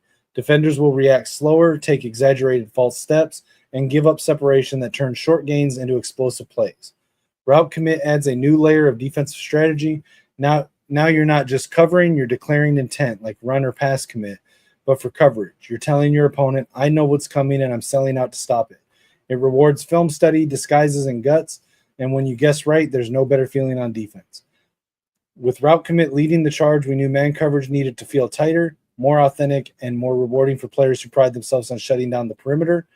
This year, the man-to-man game is much more varied. Elite corners like Leonard Moore will mirror receivers closely, breaking with quicker timing that feels earned, not scripted. Facing top-tier receivers like Jeremiah Smith or Ryan Williams, you'll still feel pressure, but the battle is fair. Winning means your leverage, timing, and positioning were all perfect. Losing means the receiver earned every inch of that separation. This improvement in man coverage means you can confidently call man, shade inside, use route commit, and feel you're playing real football, not rolling dice. So, two things here. I'm probably never going to route commit. To me, it's like run committing. It's like there's a chance that you're right, but if you're wrong, you're screwed. Now, I will counterpoint. Don't like this. Counterpoint. I see a couple instances where you would route commit. And here are those instances. If you see shotgun empty quads, I am route committing a drag route on that second receiver. Because he is always on a drag route in empty quads, regardless of what you call it. There's one empty quads where he is not. And that is the 4 verts out of empty quads.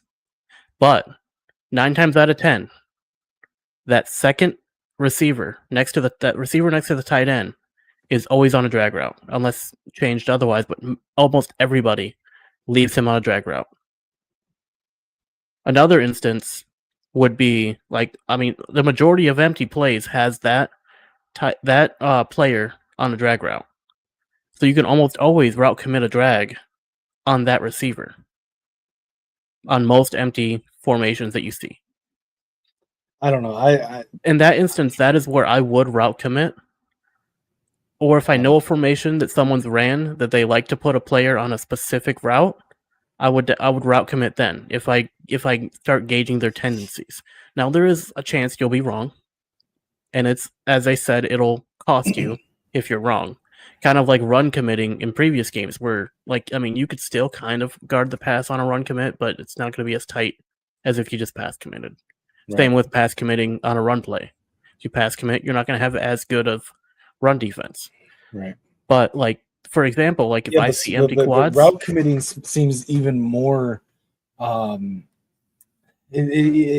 it seems like you're specializing even more. Like run Right. and pass committing, like you're committing to it being a pass play. It could be one of like 115 different pass plays that could be in the playbook. Right. But your route committing, you're saying that I think it's going to be one of these 17 plays in the playbook on that particular receiver. Right. It feels way too zoomed in for me. The one time that I for it to be a payoff. And I think my example would be a good example of when you would want is when you would where it would be beneficial to route commit. Like if you see empty quads, you know that 9 times out of 10, that slot, that receiver next to the tight end is running a drag. 9 times out of 10, Yeah, but that's what he's doing. For me, this will come down to also what I was talking about with the stemming zone depths. Yeah. Once I see your empty set, like how you're lined up. Yeah. I'm adjusting my line, I'm adjusting my backers, I'm adjusting my cushion or press, I'm adjusting shading inside or out. It's like I'm already doing so much that I don't know that I would want to sacrifice potentially wanting to do one of those other safer adjustments that I want to do in order to maybe route commit on one particular receiver that you may or may not even throw it would to. definitely be something that you would have to look at their tendencies and see what they're doing. If you know what they like to do on certain plays and you remember what formations they ran those plays out of, then at that point you can forego some of the safety adjustments to like, especially if it's on a favored receiver or tight end, to route commit for that play. Because then you could potentially take away their favorite target and force them to get out of their box. Right. Now, on to the next point, though. Man coverage is fixed. At least in the beta that I played, man coverage works the way it's supposed to. It's no longer a liability. Well, here's the thing. It wasn't always a liability. Now, currently, the biggest liability is zone coverage. Man coverage from jump has always worked. The only issue that you had is when you tried to like align a specific way outside of the default alignment. That's when you saw some buggy events happen. But if you stayed in like man coverage would get beat on certain routes a lot easier than they should have. Right, like especially like hard, the man coverage AI logic and their ability to stay with their assignment is much improved. That's good. All right, so let's see, leverage game. Completely reworked leverage and how it affects route outcomes. Now, when you align inside or outside shade, it directly impacts your defender's ability to cover. If you hold inside leverage and the wide receiver runs a dig, you'll stay tight and compete aggressively. Lose leverage, you're still in the play, but you'll feel the urgency to close the gap. Previously, DBs sometimes gave up unrealistic separation. That's gone. Positioning now feels powerful, rewarding pre-snap reads, strategic alignments, and adding depth to your matchups. Every snap is now more tactical, every coverage call more intentional. This is how real college defense thrive. Assignment-driven football where angles and positioning rule the day. Shading coverage matters more than ever, pairing directly with route commit and leverage to create a complete defensive toolkit. Shade over the top, you'll gain cushion to protect deep. You'll also see sharper cuts separate underneath. Shade underneath, you'll clamp down hard on. So it's basically, shading's basically what it is now. It's just, again, improved AI logic. Yeah. This right here upsets me. This is the most important thing that they've added in my opinion. They could have literally just done this, and it would have been fantastic. Right. But I am severely disappointed that it only applies to AI opponents. It should, in my opinion, affect all defenders. If you want to user a DB or a linebacker in pass coverage, you should be under the same requirements that if you don't get your player to look at the ball, then it's a swat. It's not an interception. Blind interception should not be a thing, regardless if it's a user or a CPU opponent. Yeah, I don't agree with that, but that's beside the point. No longer can you expect your CPU defenders to just auto pick the ball off unless they actually have eyes on the ball. So like before, like this is talking about when your CPU defender is running full speed and can just jump up with his back to the quarterback, get an interception, and then turn around and run, you will no longer see that unless it's a user, which I think is amazing. I like that because now it does also put some, it does give a negative to those who don't user the DBs, but it also evens out with the fact that those who do user the line are gonna have a lot more tools in their tool belt to get through. Yeah, But but it it was does give already heavily a weighted in favor of secondary players over line users already. The gap that was shortened with the new tools that they gave to the D line didn't need to be then re-extended by buffing the secondary players. This is supposed to be realism, right? So like the reason that they apply this to CPU defenders in the secondary is that if you're not running your with your defender correctly and able to get eyes on the ball, you can't accurately try to catch it. You can get a hand up and try to swat it, but you can't catch it. If you're a user, just because you are playing the game on a TV screen and you can see the ball, if your player that you're controlling can't see the ball, he shouldn't suddenly get eyes in the back of his head and be able to blindly intercept the ball just because the player holding the controller is now on him. But this is where you have to suspend some disbelief because the fact that, I mean, it's hard to account for that because that would take away the whole point of playing DB. No, it wouldn't, because in the next section right here, they've improved the ability to SWAT. So now if you're playing a DB and you're in good coverage, you just have to be able to read whether or not you should go for the interception or the SWAT based on the situation that you're in, and if you have leverage, if you've got good coverage or not, if your player can get his eyes around or not, and choose the right one instead of just saying, hey, go for the pick every time because you can make blind interceptions.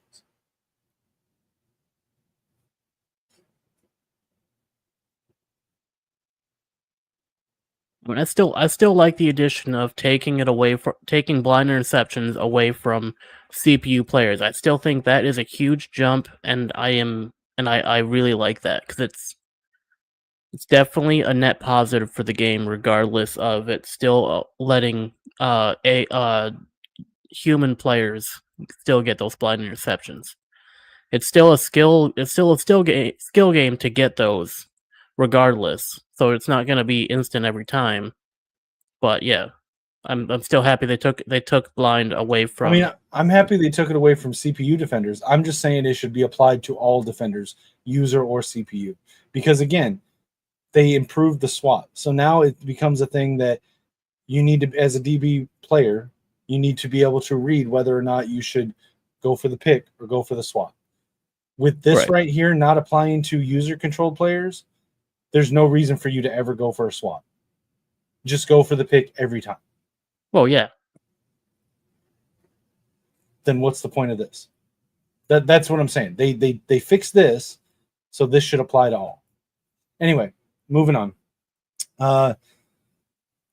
This one I also disagree with. I think interceptions were already way overtuned. And I think it was more that the game was selecting interception animations when it should have just selected SWAT animations. But they said too many wide open interceptions felt incomplete last year. That wasn't right, especially after you made a perfect read and you had your defender exactly where he needed to be. This year, we've improved that dramatically. Those no doubt interceptions will stick. DBs will finish plays as they should. Every interception should feel deserved, whether you perfectly baited the quarterback, jumped a route, or made a perfectly timed break. Yeah, I like that because that means that you shouldn't see the ball hit players directly square in the hands like this, and then they just go. See, I would be okay with this if they applied the no eyes, no int logic to it, because then the only time you would see that animation is when they were able to get their eyes around where they would realistically be able to make an interception attempt. But if you can now make interception attempts, whether you're looking at the ball or not, and it's going to give you that animation regardless, no, that doesn't mean it should be an interception. Just my opinion. All right, Defensive playbook updates.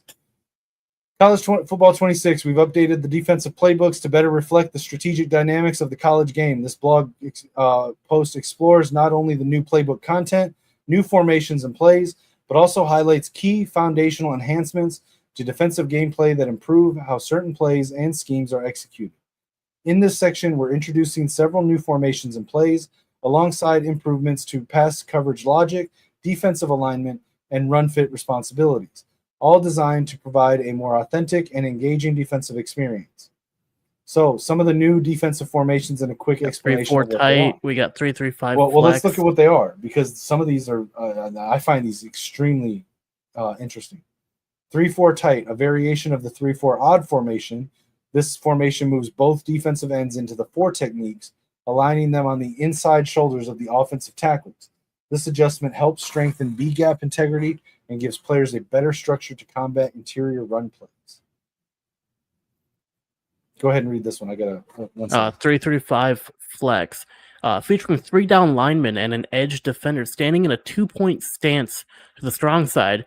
This look uses 4-man spacing while retaining the versatility of a 3 linebacker setup. It's well suited to defending spread offenses while maintaining pressure potential. I mean, that's a pretty good. So that sounds like a pretty decent formation, especially for like dealing with those wide offensive sets that you see. With the like when you see like double and the spread option. Yeah.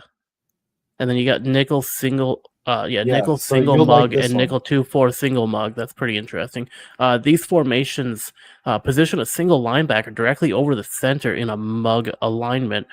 This alignment forces the offensive line to account for every defender at the line of scrimmage and can trigger one-on-one blocking across the board. The 2-4 variant adds 2-point stance edge defenders for a more hybrid linebacker look. And see, These are this. With especially my defense, effective when paired with the new defensive line stunts available in a play call menu. That is amazing. I wonder if they're going to have like mid blitz along with that, with the two new single mugs formations. Which is, I mean, those look like they're going to be love these interesting. Right here for my playbook. Nickel load and nickel 2-4 load. Load fronts align 3 defensive linemen to one side of the center, creating immediate pressure challenges for offensive protection. Like the single mug sets, the 2-4 load formation features edge defenders in 2-point stances, reinforcing a linebacker-heavy aesthetic and enhancing play calling flexibility. These formations work especially well with the new stunt-based plays. And here's some formations that are returning to college football that were not in college football last year, but were in Madden. Nickel 2-4. We got nickel 2-4. We got nickel 2-4 double mug. We got dime load week, which was formerly dime sugar week. Which, I mean, that's an interesting thing to have bring back. And the new defensive plays we got. These are the plays. Hold on, these are the plays that I was talking about earlier that have stunts and twists automatically incorporated into it. Oh right, yeah. I mean it's good to see those to where you don't have to set them automatically. I'm telling you right now, every single one of these will be in my playbook. Oh yeah, for sure. I mean, I don't see any reason why they shouldn't be in a defensive playbook. Like specifically, like these should be in every defensive playbook. Especially if you're making your own playbook, I would just add these in. It's a no-brainer. But you've seen the defense I run, which is a variation on Jesse Minter's Amoeba defense, his version of the Wink Martindale style, and this fits perfectly with what I do with that defense. And then you got one double slot, one double tight end. Concepts. These are new bracket coverage concepts. Yep. The one double slot, so it's going to double the slot receiver, and then it's got one double tight end. It's going to have 2 people manned up on the tight end. Double bracket switch, so I'm assuming that's going to have a cross man alignment. Then bracket switch Willie. So I'm assuming that's going to have it's going to be like a cover 6 item. I'm assuming with double manned up. Yeah, I was going to say it'll be a zone alignment with like 1 or 2 man coverage. Yeah. That's But it. That's interesting. that one I'll check out. But these three definitely will be in my playbook as well. Yeah, I'm assuming the double bracket switch. Usually, the switch refers to like a cross man situation. So I'm assuming a double bracket switch has the left safety manned up on the right on a right receiver, and then the right safety line manned up with a left receiver. So it's like a cross man situation. Is what I'm assuming with the double bracket switch. That's usually what switch refers to, is a cross alignment. Right. All right. So let's see. So enhanced run fit logic, playing real, fast, and sound. One of the most fundamental parts of any great college defense is run fit discipline. And in College Football 26, we've overhauled how defenders align, trigger, and execute in the run game. Whether you're facing a downhill power team, a zone-based spread, or a modern RPO heavy attack, our new run fit system makes sure defenders show up when they're supposed to and do it with urgency. This year, run fits are more consistent and clearly defined, reducing the guessing game that often led to players asking, wait, why is my linebacker outside? The gaps are clear, the assignments are cleaner, and the logic behind who fits where now holds up from the first quarter through the fourth.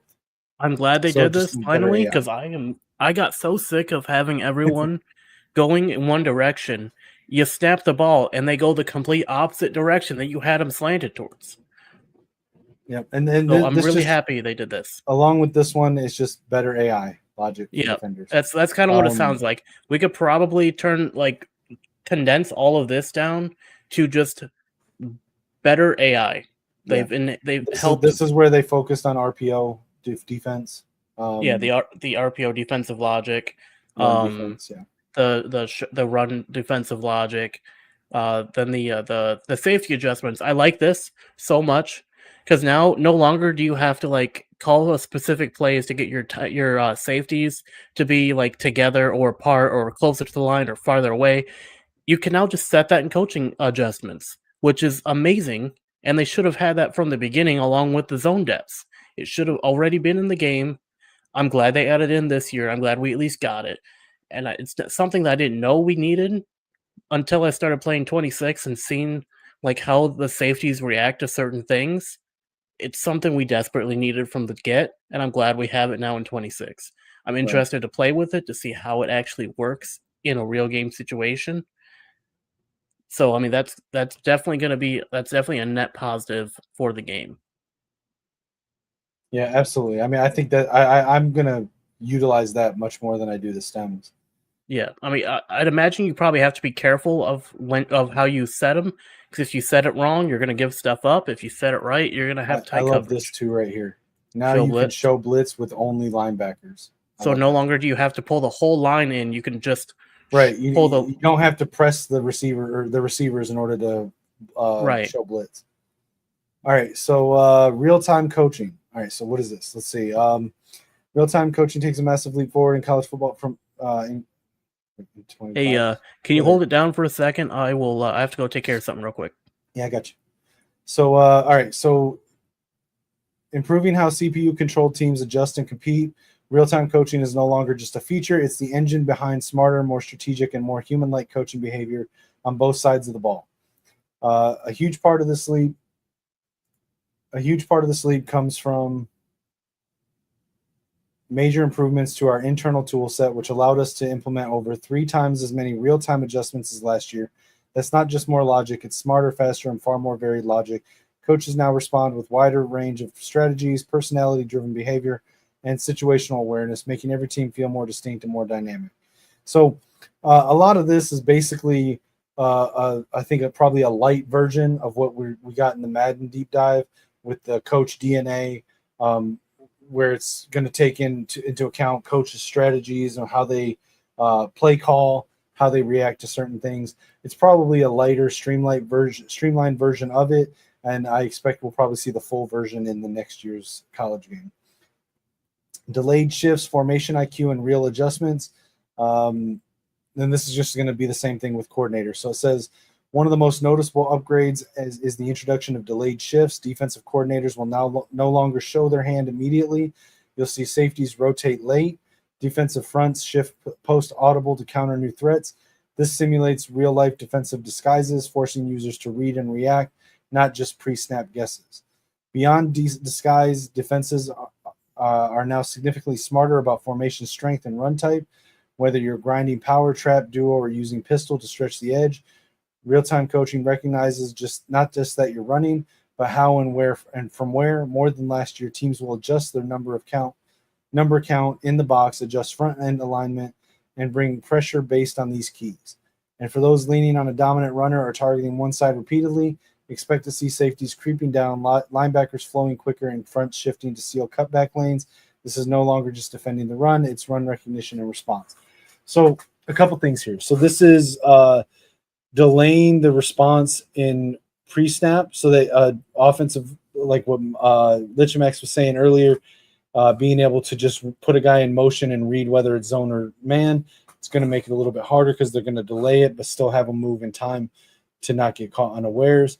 And also, there's AI being used in this game, guys. It's the AI is going to adjust based on what you're doing in real time. So if you're running primarily to one side, the defense is going to recognize that, and they're going to start suggesting play calls to users or against user or CPU control opponents.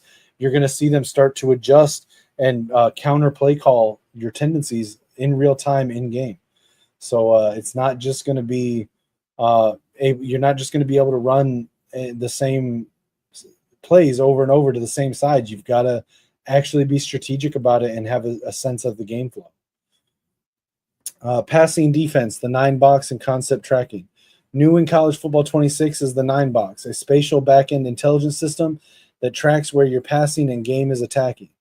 Using this, defensive AI now understands not just where you're throwing, but also what you're throwing. This fuels pass concept recognition, meaning the CPU knows if you're leaning on flood, mesh, or smash, and will start dialing up counters. This also powers a new layer in coach suggestions where concept counters are intelligently surfaced. If flood is killing a defense, look for a call that directly attacks the route combo, not just a generic zone shell. The goal, give players access to the same in-game adjustments and a real coordinator that would consider. So again, same thing as what I was just talking about, just on the defensive, or on the pass defense side. This year, still just year 2 of real-time coaching, but already it's reshaping how computer opponents think, adapt, and challenge the player. From delayed pre-snap shifts to formation-specific run fits, threat recognition, and targeted countermeasures, real-time coaching is evolving into the foundation of authentic, adaptive college football gameplay. And we get it. You're talented players. Will you find some way to attack it? No doubt, but this is a major step forward.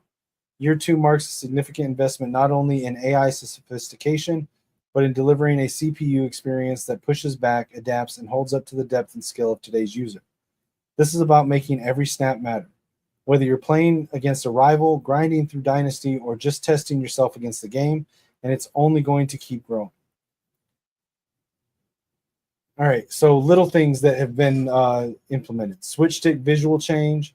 The pre-play movement from Madden 25 comes to college football along with new enhancements. Pursuit has been tuned. You will see players with low pursuit ratings unable to properly judge speed and take it's supposed to be tackle. I think that's supposed to be tackle. Or speed and tackle. Okay, yeah. So CPU quarterbacks getting out of fakes earlier in play action.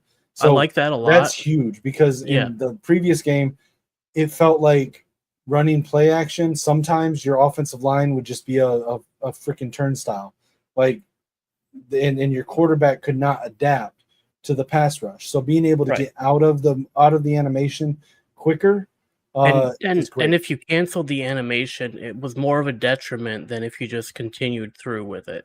And you really had to read the defensive line of when you should cancel the animation and when you should let it play out. Because sometimes the act of playing out the animation caused a late block that you needed to be able to get the play action off. Whereas if you cancel it early, you miss that block timing and you end up getting sacked because of it. Right. So it also says in the passing game, we have extended our bullseye accuracy system from last year. In College Football 26, you will see a much wider range of slightly inaccurate and inaccurate passes. Oh, that's the counter that's to not that. Good for you.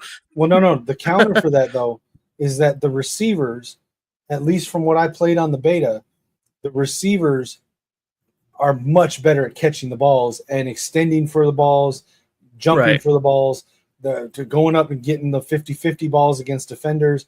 The receiving logic is much better. So if we're sitting here in CFB 25 and we've got the quarterback accuracy going down a little bit for inaccurate passes, but we got the receivers coming way up here for catchable balls, I'm okay with that. Oh, okay. So expect to see a lot more bat down attempts from pass rushers. Linemen who gain leverage but can't reach the quarterback will actively try to knock down the ball, enhancing realism and defensive gameplay. I like that so much. Because there has been a lot of times where my backs and even your backs have gotten in to where they could have batted the ball down, and they just stand there and go, "There goes the ball." Yep. Instead of where if you were controlling them, you could have like hit Y and jumped up and smacked it down. 100%. Double move improvements. Just as savvy offenses use double moves to exploit aggressive all-out blitz schemes in critical game moments. College Football 26 now enables quarterbacks to execute these routes more effectively. This improvement mirrors real-world scenarios where offensive coordinators strategically capitalize on overly aggressive or inexperienced defenders. We can summarize this whole section. More brutal. So we can summarize this whole section. It's a bad time. They've made it a lot tougher for home field advantage. So if you're on the road, it's going to be a lot tougher depending on the stadium you're in. The play clock is going to be hard to determine how much time you have left for the play. It's going to fade in and out. It's going to pulse. It's going to shift. You're gonna like in 25. You're gonna see some of your player icons disappear. They're gonna show up as question marks. The routes are gonna be wobbly. They might run the correct route. They might not. You're not gonna be able to hot route as easily, if you can hot route at all. You're not gonna be able to audible as easily if you can audible at all. It's just gonna be a much more difficult game on the road than it has been in 25. Okay, so we've got a couple things here that I think we're both gonna like. One, I suggested earlier, not knowing it was going to be in here. The other is pretty nice. So first of all, where you line up matters. Hot route disruptions now come with added context and depth. They scale based off on your receiver's distance from the quarterback, meaning wide receivers lined up furthest away are impacted the most by crowd noise. The deeper your route concept, the higher the risk of miscommunication and confusion. Pre-snap adjustments feel situational, exactly as they do on Saturdays. You'll think twice before checking at the line, and you'll work harder to maintain composure. So as I explained earlier, if you're a running back that's standing 2 feet to the right side of the quarterback, you should not have trouble being able to hear him on a hot route.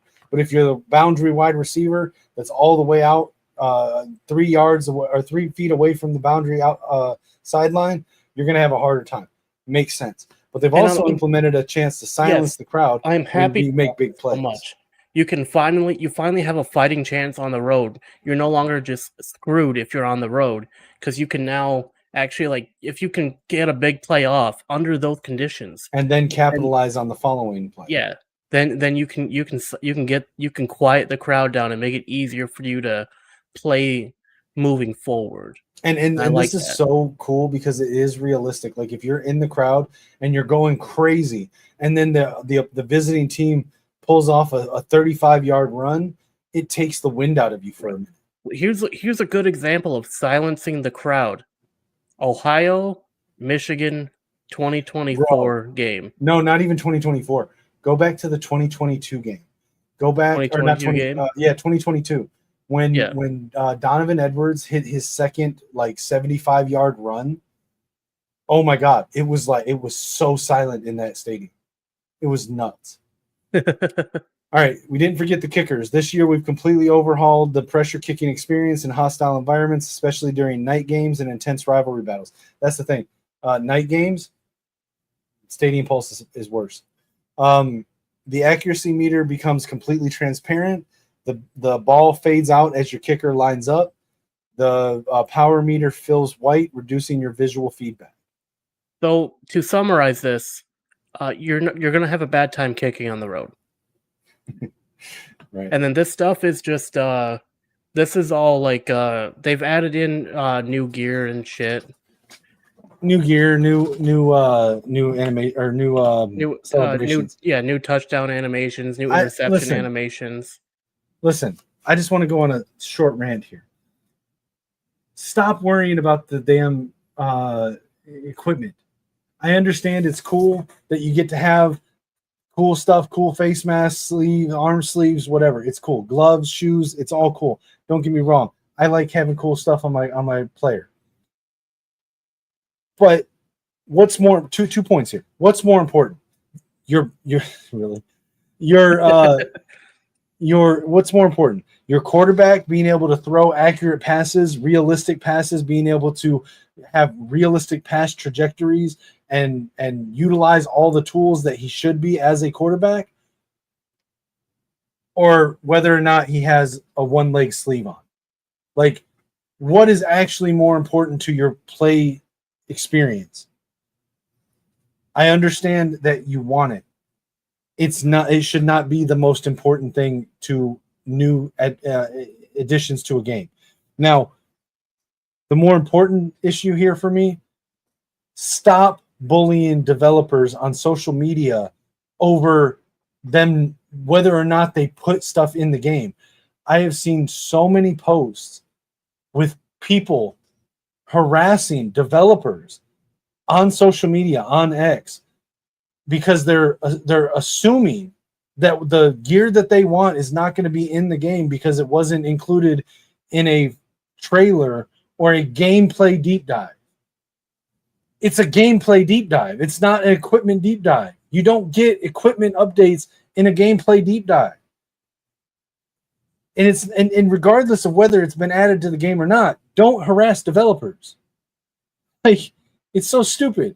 If you want to provide constructive criticism, feedback, let them know that you would like to see them in the game. That's one thing. Stop harassing them. It's not that big of a deal. And rant. But yeah, so that's the end of the campus huddle thing here. Yeah, so I mean, there's a lot of information in there. I'm glad we went through it, even though it took almost 2 hours to go through. I'm really excited for college football 26. I know a lot of other people are. I think by and large, most of the fan base is pretty happy with the changes that they've made. I'm not particularly happy with the changes made to Stadium Pulse, but that's something I'm gonna have to deal with. I do like the changes in defense. I like the changes they've made to the offensive line. It definitely is going to make running a lot easier, and I can foresee a lot of issues coming out of the a lot of issues coming from the people who like to find ways to abuse the system and glitch out the AI. And I hope that with the changes that have been made, that there are adequate ways of combating that on offense, because a lot of those exploits come from defensive blitz packages. So I'm glad that they had that in mind when they were doing the offensive the offensive programming, and implemented a way to kind of push back against that kind of a play style.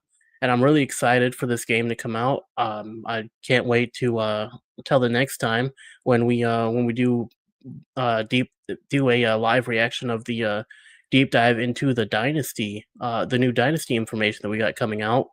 But I think all in all, as for the gameplay goes, I'm pretty happy with the changes they've made. I'm excited to get my hands on the game and start playing. Yeah, I agree. I'm 100% excited about it.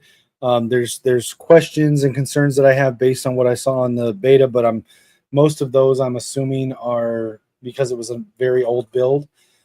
So and once we have the game, any critiques that I have, I will I'll come on here and we can talk about it, and I'll be honest about it. But Right. Overall, I'm excited for the game. I think that they took what I thought was a great foundation with last year's game, and they built upon it in a lot of the ways that I talked about hoping that they would going back to launch day last year.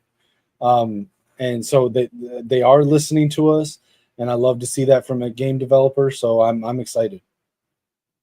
Yeah, and I'm glad that the teams between Madden and college football are communicating, so we can get a lot of the same stuff in both games. So it's less of a a shot going from Madden back to college football. It's more of a seamless transition between the two games. I like that because then you don't have to get used to one system and then switch back and then have to get used to a whole different uh, environment when it comes to like the gameplay aspect. Right. I like that they're both kind of similar. They're closer in similarities now than they are right now, where you can go from where if you were strictly a Madden player, if you come over to college football, you're probably going to have a bad time. But with the release of Madden 26 and with college football 26, a lot of that stuff has become integrated into both sides of the between the NFL Madden side and the college football side. And I think having those two, the gameplay being similar, is going to be a net benefit to those who enjoy the sport of football and want and enjoy playing it on their gaming consoles or on their computers. No Yeah, longer I are you going to agree. have to choose one or the other and get good at one or the other.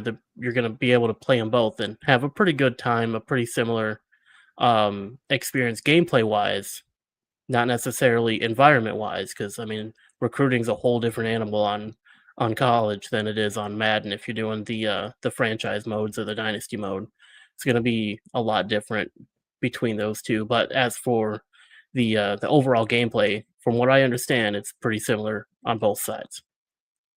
Yeah, I mean, so last year there was a clear line of separation between the two dev teams. This year there is still some separation, but a lot of the lead developers are working between the two so that there is a so that they want each game to feel like its own game, but also there to be enough similarities, like you said, that it's a seamless transition to put one down and pick up the other and play it, and not feel like you're playing a different game. Yeah, Well, different but not. I don't know how to explain it. Different but not different, because they want it to right. feel like its own game, but they also don't want it to feel like you're at a disadvantage because you're used to the other one. In the words of I think it was James Franco from the interview movie. Same, but different. Right. But yeah, all right. So what else we got going on? Anything? I think for now, I think we've been on for almost 4 hours now. I think we're gonna get out of here, Sounds and good. then we'll be back sometime next week. We'll have to work out a time for the deep dive into Dynasty mode. Yeah. So That that should be comes out released Tuesday, so we can do a either reaction next Friday or weekend. Saturday. Yep. Is when I'll be able to cannot do it. promise that I will not watch the trailer on Tuesday. I'm sorry. I'm gonna watch it live. I'm gonna have a live reaction. but yeah, so tell them where they can find you outside of this. Yeah, you can find me at Lichemax626 on X, YouTube, and on Twitch. And Kinetik, where can they find you? Every social media platform, if I'm on there, I'll be under Kinetik615, just like you see on the screen.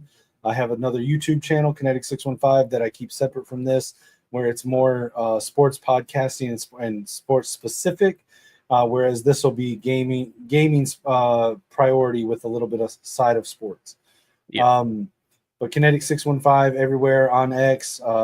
You can find me on Monday nights on the Maze Madman channel with the Maze Madman and the Boxing Maniac, talking all things college, Michigan football related. You can also find me as a frequent co-host with our guys over at the Voice of College Football at Michigan with TJ Ronan, Johnny Olden, and John Diadamo, and Johnny Olden Jr. on his own channel, Johnny Olden Jr., on his Sunday call-in shows. We all do post-game shows as well during the season. And if you will check out the GoFundMe link in the description of the video. It's also in my YouTube bio, on my X bio, going through some stuff. Any help is appreciated. Yep. And if you have any questions on that, feel free to reach out to Kinetik on X.